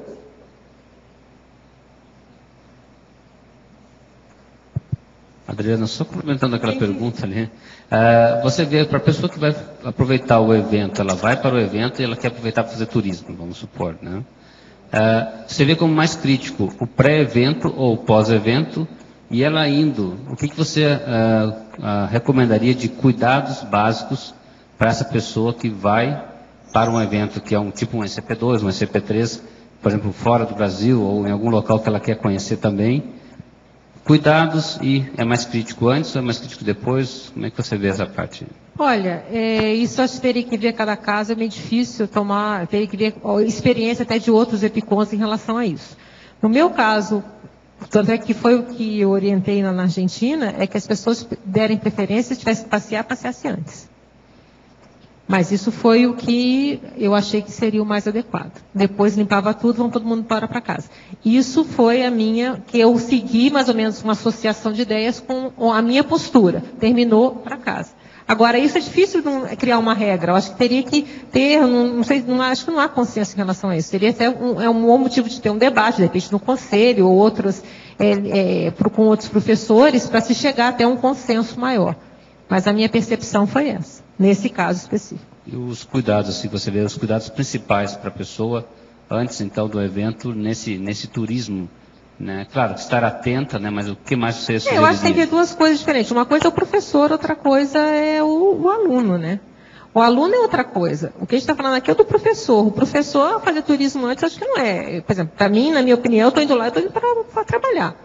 Mas aí é difícil criar uma regra, entendeu? Eu não tenho tanta experiência assim para dizer, vou criar uma regra. Eu não seria. Estou falando na minha percepção. Hoje, eu prefiro ir e voltar para casa. Se tiver que passear, vou passear depois. Agora, é difícil criar regra. Depende do lugar, é muito longe, não sei. Aí não vou criar padrão em relação a isso, não. Acho que era melhor até conversar com outros até professores, né, que fazem mais isso. Por exemplo, o professor Wagner e Nancy, que eles devem até ter mais informações e terem até mais já dicas em relação a essa condição. Às vezes o professor chega mais cedo e o pessoal, por gentileza, quer te levar nos locais, né? Então, é claro que a gente acaba evitando, ficando mais, vamos dizer assim, reflexivo, preparado possível, mas às vezes você acaba indo, né, interagir. Não, mas às vezes é importante, isso que a gente está falando aqui, às vezes é caminhada técnica, às vezes é importante você fazer, você ver, você conhecer alguma coisa. Agora é o discernimento e esse time, que a pessoa que vai ter sobre o time multidimensional do pesquisa de campo e recolhimento, tem a hora de você, pelo menos eu sinto tranquilamente. Eu dou uma volta e já, opa, hora para ir, acabou. Nessa hora acabou, já vou para o quarto e ali eu fico. Então, é esse time que cada um que tem que ter o discernimento. Às vezes não, às vezes surgiu alguma coisa, você vai ter que, algum voluntário quer falar com você, você vai ter que, na hora, fazer o julgamento, avaliar o discernimento e ver o que vai ser feito. Então, eu acho que regra, assim, é meio difícil de manter, sabe? Eu acho que são muitas variáveis envolvidas para verificar. Eu acho que é melhor, assim, para aquele caso específico, para aquele curso específico, o que a pessoa toma a decisão. Eu acho isso mais coerente, mais assertivo. Ela, né, percebeu o ambiente e verificar naquele momento o que é melhor. Aí o professor, agora o aluno já tem que ver, é mais difícil, né? Tem que ver um caso específico. Ok. Né? Porque é outra condição, né? É outra história. Tá bom. São outros 500. Né? Obrigado. Adriana, na página 2, para a patologia, no último item, se fala sobre a firmeza perante o aumento de aquisições existenciais multidimensionais pretárias. Essa firmeza tem a ver com, assim, capacidade de desassédio?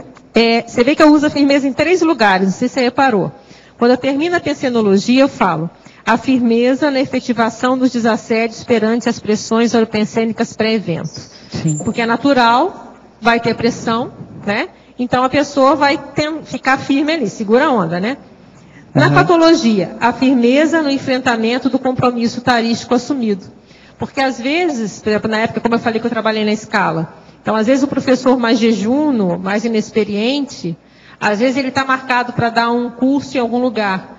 E na hora que começa a aumentar a pressão, aí ele pensa que o problema, não estou bem, eu vou sair do curso, aí quer largar o curso às vezes na véspera. E muitas vezes, é difícil, tem que ver cada caso, mas a chance grande aumentou a pressão, a pessoa, não estou sentindo bem, acha que o problema é dela e cai fora. E isso nem sempre é positivo, para dizer que na grande maioria dos casos. E a gente já viu também casos de a pessoa começar a querer sair, a gente conversar, conseguir dialogar, a pessoa ir para o curso, depois ela vê que era aquilo mesmo, quer dizer, ela viu que era um processo, fazia parte, foi didático, né? Fazia parte do processo.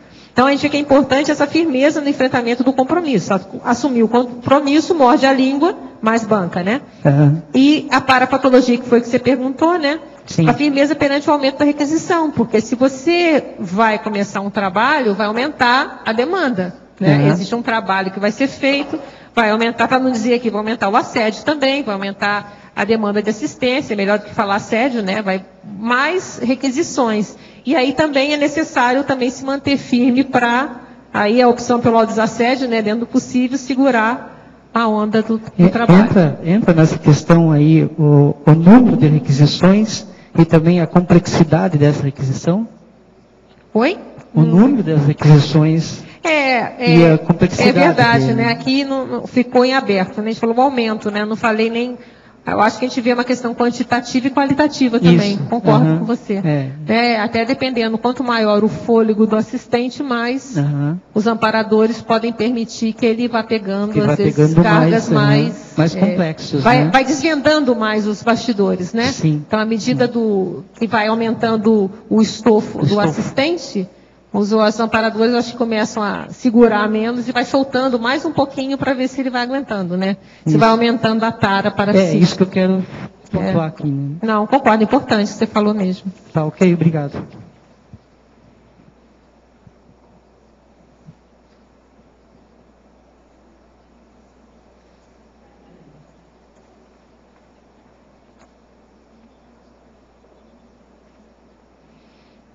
Não sei se vocês viram aqui a questão dos meses prévios, né? Eu acho que é importante esse momento de construir o próprio acervo de pesquisa, né? Então, seja para até construir um curso, ou seja para uma viagem, seja o que for, é esse momento de fazer um levantamento, recolher a fonte cognitiva. E isso é bom ser feito com antecedência, que às vezes você vai conseguir um livro que você vai ter que encomendar na internet, vai demorar, às vezes está esgotado, tem que procurar em sebo. Então, esse tempo, essa antecipação, ela ajuda na hora de fazer essa pesquisa, que aí vai juntando esse acervo, recolhendo dados. A internet ajuda muito hoje em dia.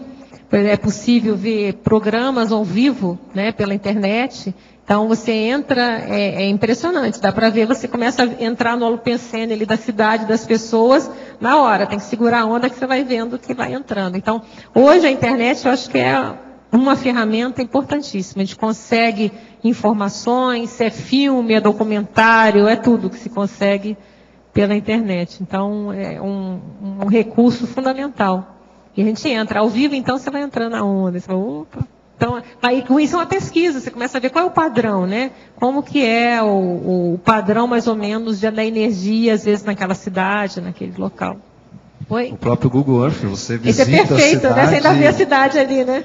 Vê o local onde vai ser o evento, o bairro, o entorno, tudo. Né? Aí a Michele, né? A gente sabia tudo com o celular dela ali. Ela, não, aqui tem isso, aqui tem aquilo. Estava ligadona, né, Michele? Nessa questão aí, desse material, tem duas coleções que são bem interessantes, que é Culture Shock e Culture Smart.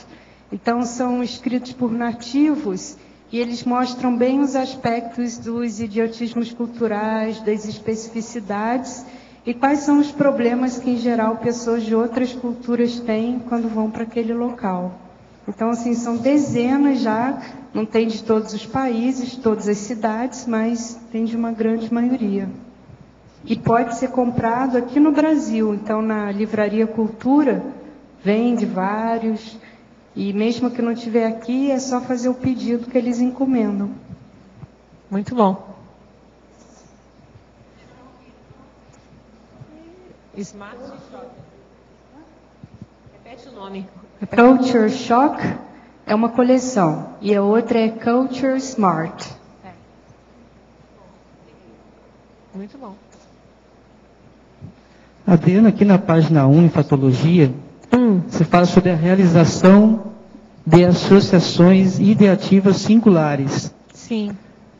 Podia comentar um pouco sobre essa ideativas singulares? É porque você começa a associar ideias que têm correlação com aquele contexto que você vai trabalhar. Então, seja o contexto de trabalho, na hora que você faz esse clima antes, você seja, por exemplo, até no mais simples, né, que a gente está falando muito de itinerância. No momento que você vai dar uma aula que seja de CIP, né? Sim. Então, na véspera, sempre na véspera, de noite, eu dava uma lida no material todo. E às vezes começava a surgir, às vezes, gancho didático. Eu começava a lembrar de uma série de, às vezes, experiências que eu não tinha pensado. E muitas vezes, justamente essas lembranças, né, associações de ideias, eu juntei, né, o A com B, que eu não tinha juntado antes. Na hora que você vai dar aula, às vezes é fundamental. Chega um aluno e pergunta aquilo. Então, essas conexões acontecem, pelo menos na minha experiência, eu vejo muito acontecer. Então, quando você se predispõe a você se antecipar e se preparar antes, eu acho que é a hora que você está, na véspera, você está mais conectado com o amparo, com tudo, já está mais aberto, né? Isso faz, e já fez a saturação, isso é importante também, né? Já tem o seu cérebro já está saturado com aquela informação, você já estudou. Aí você vai dar aquela leitura mais relaxado de novo. Então, aí pode ser um processo anímico ou anímico parapsíquico. Aí você começa a associar, juntar as coisas e faz algumas situações singulares para aquele caso. Às vezes, até quando a gente já conhece um pouco a turma, né? Você lembra, eu tive essa ideia, eu vou falar isso aqui para aquela pessoa ali em questão, um aluno em questão, né? Pode até vir associação. Para poder puxar ele, né, nas questões deles. Depois, assim, na quarta, quinta aula, mais ou menos, né? Mais ou menos isso.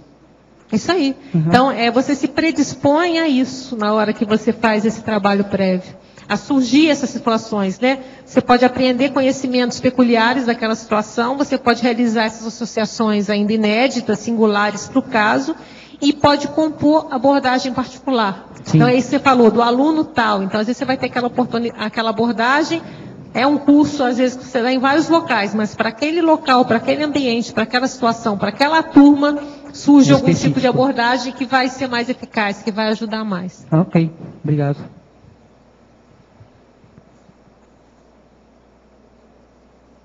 Adriana, você pode comentar o polinômio na página 3? O primeiro polinômio, isso primeiro.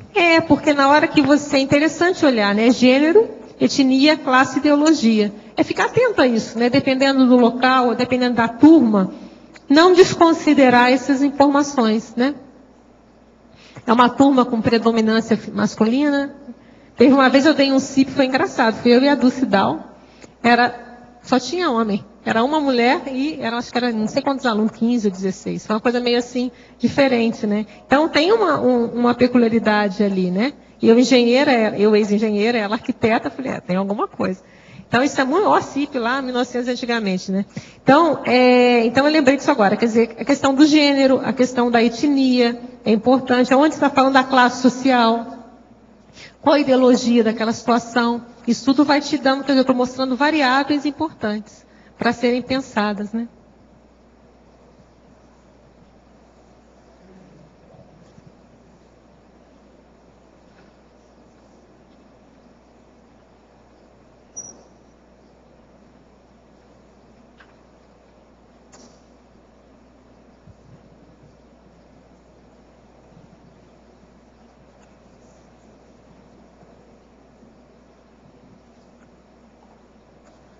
O Fred está aí, não falou nada. Ele é especialista é um homem nisso. Você não é especialista nessa história? Não vai falar nada? Pois é.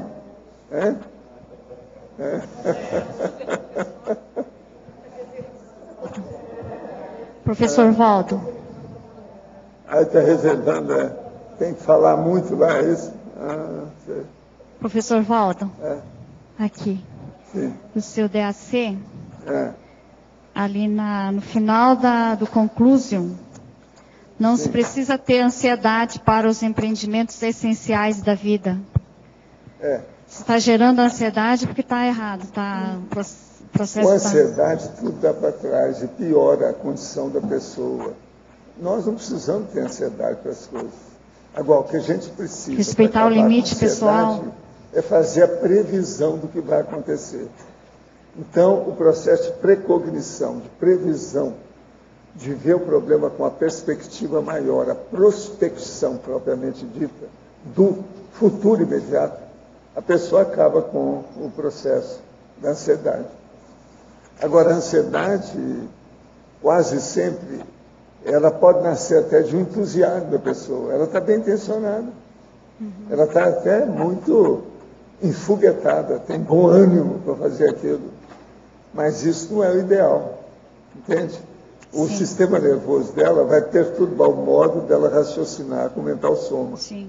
Então, na questão nossa, por exemplo, de docência, de trabalho, de atividade com atalhos, a ansiedade não tem espaço para isso. Uma outra pessoa que trabalha na área da saúde, ela não pode ser ansiosa em nada. Senão, em vez dela ajudar, ela vai prejudicar o doente. Entende? Então, a ansiedade, no caso, é a precipitação. Sim. É a uma saída é estabelecer uma meta grande e tentar... Não, ela tem confiança. A gente não precisa ter ansiedade para fazer nada. Temos é que pesquisar. Temos é que refletir. Temos é que planejar adredemente aquilo que nós vamos fazer. Isso é que é o inteligente, o melhor, o ideal. Entende? Uhum. Agora, outra coisa. Quanto mais jovem a pessoa, pior é a ansiedade. Porque tem mais energia, a ansiedade piora.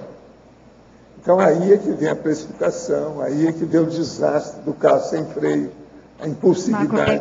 Né? Você olha o que é a ansiedade, é o processo da pessoa dirigir. A maioria de todos os grandes acidentes de carro, de veículo, se dá por processo de ansiedade da pessoa que está dirigindo. Às vezes, conversando com o copiloto. Segundo a estatística americana, eles acham que a maior parte todos os acidentes de carro, acidentes de trânsito, se dá por causa da conversa com o motorista. Agora, conversa com o motorista, assim, a esposa conversando com o marido que está dirigindo. A coisa natural. Mas é que discute, aparecem as coisas, não dá certo, a pessoa dispersa. Agora, se o cara fica ansioso com isso, piora mais. Outra coisa, uma das coisas que mais dá problema de acidente, é a pessoa que está com sono e ela insiste em dirigir. Ela está lá penando e está na direção. Isso não pode. Quando é assim, tem que parar, vai dormir primeiro. A gente não pode dirigir. Outra coisa que dá muito acidente. O cara brigou com a namorada dispersou o cara e ele pega o carro e vai dirigir. É acidente, tá certo. Outra coisa que é o comum aí, que todo mundo fala e todo mundo vê, e que o Brasil tem umas leis tudo furadas, é o processo da bebedeira. O cara que está dirigindo com álcool na circulação. Isso aí é loucura. E eles não fazem lei adequada para isso, porque fizeram uma lei que não funciona. Não pode detectar se o cara tem álcool ou não, se ele quer dizer, é atenção, né? Coisa de brasileiro, deram um jeitinho na lei. É coisa da jurisprudência furada do Brasil. Entende? Isso tudo é tolice, não pode. Agora, tudo é ansiedade. Por que a pessoa fuma sem parar? Ansiedade. Por que é? Isso é vício de imaginação. É a imaginação dela que faz isso, dentro da ansiedade dela. É que é chegar em alguma coisa. O que a pessoa bebe? É ansiedade. A pessoa bebe por tristeza ou por alegria. Tudo é ansiedade. Tudo é pressão. Tem a ver com o que o senhor falou também de manhã. Foco na modulagem, que é secundário, né? E não olhar a essência, né? A gente tem que ter um mega foco nas coisas, mas tudo assim, previsto, com calma. A gente não precisa de ficar afobado em nada. A gente poderia associar, então, esse hábito ruim ou esse vício à ansiedade, na maioria das vezes, vamos dizer assim. Tem muito disso, né? Agora, a gente tem muita pena, porque os ansiosos, por exemplo, agora estão tudo morrendo de crack, né? É uma geração morrendo. Nessa hora deve ter várias pessoas morrendo aí de crack. E agora... Aqui na cidade mesmo tem. Isso é um perigo. E agora estão com a craconha, né? Que é o crack e a maconha junto. Né? As cracolândias estão aumentando. O Brasil está se transformando numa cracolândia, pouco a pouco. E outra coisa, foram em poucos anos isso aí. O Rio não permitia porque os traficantes não deixavam entrar. O dia que eles deixaram entrar, pronto. O crack tomou conta. Agora, é interessante essa associação, né? A ansiedade e o vício, né? A pessoa que acaba se viciando por motivos de ansiedade, muitas vezes. Né? Agora, uma coisa que é terrível ainda, que a gente vê, dá pena, né? São pessoas assim, intelectuais, que são formadores de opinião, essa coisa toda, estão dirigindo um processo assim, cultural em várias áreas, e que aparece fumando. fotografia do cara fumando com charuto na mão, só para mostrar que é o tal aqui. Isso é uma coisa tão antiquada, boboca. Quer dizer, ainda falta muita educação do povo sobre isso. Agora, a hora que o rei da Espanha tira a fotografia com o pé em cima do elefante e o fuzil na mão, quer dizer, o que você quer? Rei da Espanha. Onde é que está? Pirado. Agora, rei, você sabe, monarquia sempre teve piração de genética, né? Família consanguínea de doido, né? Onde tem mais doido, você está entendendo? É na monarquia. Em toda a história humana. Você quer procurar família de doido, é a monarquia. É típico desse. Então, você já viu. Isso é a vida atual. Nós esperamos, então, o 40º e depois o 400 na frente, tudo isso, tá certo? Muito bom. Os nossos comerciais, por favor. Obrigada. As pontuações da tertúlia de hoje foram 73 assinaturas no livro de presença, 21 perguntas presenciais e 15 perguntas respondidas online. Hoje temos 4 recados. Watson, viagem retrocognitiva no México. Lais SCP-3, Pro Campus de Infecciologia. Cristiane, primeiro Congresso Internacional de Tenepsologia. E Felipe Marcelo, 24º Congressamento. E antes, os amigos da Enciclopédia. Boa tarde. O professor Valdo falou há pouco da importância do programa Amigos da Enciclopédia para manter todo esse sistema e o nosso voluntariado aqui. Então, para manter toda a estrutura de produção da enciclopédia, o tertuliário, o ciclo, a loteca, enfim. E o programa Amigos, então, como outras questões aqui da CCCI, da Cognópolis, precisa expandir. Nós estamos expandindo a enciclopédia, expandindo os condomínios, vamos ter um hotel. O programa também precisa crescer, se expandir. E, infelizmente, ao longo de 2012, cerca de 100 amigos não renovaram a sua assinatura no programa. Estão fazendo muita falta. Então, além de nós não expandirmos, a gente está, com esta carência. Então, a gente pede, solicita que vocês avaliem muito bem, possibilidade de voltarem a ser amigos e quem ainda não é, que possa se tornar amigo da enciclopédia. É só passar na recepção do CAEC, nos procurar ou ligar aqui para o CAEC. E para os amigos, a boa notícia também é que no final do mês teremos sorteio de 2 vagas online para o primeiro Congresso Internacional de Tenepsologia. Então, o amigo de qualquer lugar do Brasil e do mundo, nós temos amigos fora do Brasil, poderão assistir este importantíssimo evento aqui no CAEC. Muito obrigada. Olá a todos, boas tardes. Eu estou aqui em nome da IAC para convidar para a viagem retrocognitiva de 2013, que será uma imersão assistencial e cultural na Cidade do México. É uma viagem que começará com o ECP2 no dia 28 de fevereiro, 1 e 2 de março, e prosseguirá com uma viagem retrocognitiva de mais uma semana de imersão na cultura mexicana. Aproveitando que foi falado pela professora Adriana aqui, será uma ótima vivência para todos, numa cultura diferente, num idioma diferente, em um país diferente, e está contribuindo, então, para a apresentação, para a interação com a Conscienciologia no México. Mais informações, nós estaremos enviando um folder de e-mails, ou podem entrar em contato no telefone 45 prefixo 8404-5923. Obrigado a todos. Olá, a Civex tem o prazer de convidá-los, quem está presencialmente online, para construir com a gente o campus de Infecciologia. Como que vocês podem fazer isso? Participando do SCP-3, que será realizado em 19, 20 e 21 de julho de 2013, aqui em Foz do Iguaçu, no Hotel Rafaim Palace, que vai ser o mesmo hotel no qual todos nós vamos jantar e conversar, O professor Felipe e o Marcelo vão convidá-los daqui a pouco, mas vai ser no mesmo hotel. E o SCP-3, ele é uma grande oportunidade de vocês convidarem amigos, familiares, pessoas que tenham alguma curiosidade, algum vínculo de conhecer a Conscienciologia através de um curso de campo. A dinâmica dele é bem parecida com o SCP-2, e a diferença é que ele é aberto e sem pré-requisito. Além disso, também o SCP-3 ele tem uma forte relação com reurbanização extrafísica e instalação de campo conscienciológico. O CAEC, a IAC, a OEC e o IPC já foram beneficiados com esse curso. Então será um prazer tê-los como construtores do campus de Invexologia, o primeiro do planeta. E para participar, eu convido que vocês visitem o nosso stand que estamos fazendo no acoplamentário, no auditório do CAEC, ou se preferir pode mandar um e-mail para scp3@sinvexis.org ou fazer uma ligação no 45-3525-0913 ou 9134-8381.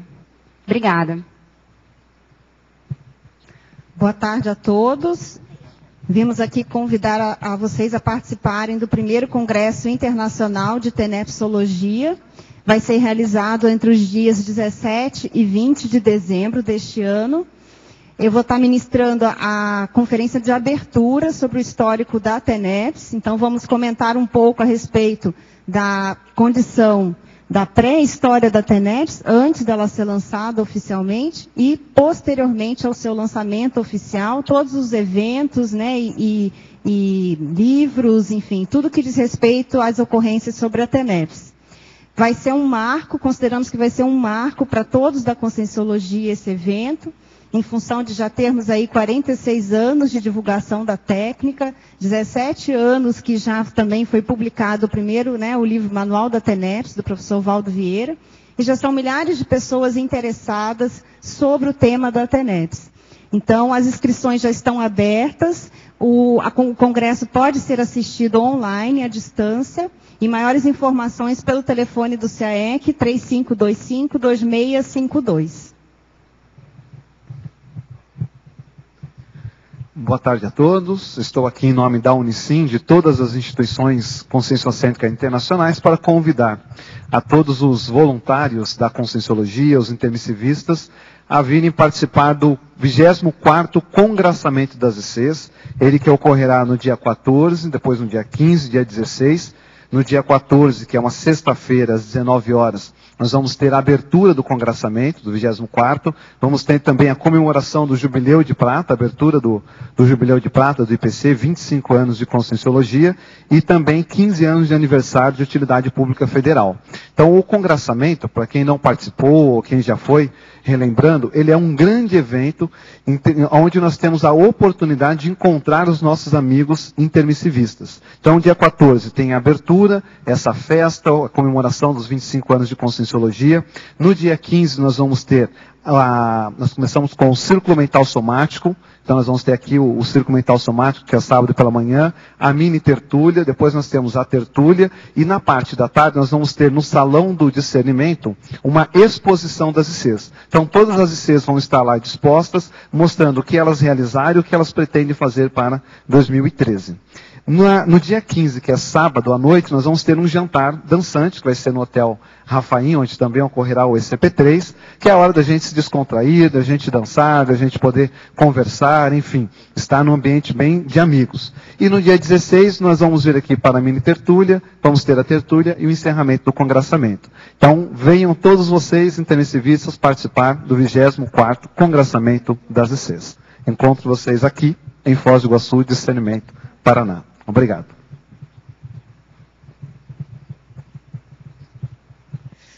Boa tarde a todos. Nós queremos convidá-los para a conferência online da PEX, que vai acontecer das 15h30 às 17 horas.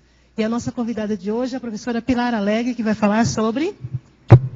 Vou falar sobre TENEPS. Acho que é novidade, né? Mas esse vai ser o tema. Então, quem tiver interesse, acesse a conferência online da apexinternacional.org. Não esqueça do www. Né? Então, nós aguardamos todos pelo www.apexinternacional.org. Obrigada e até lá.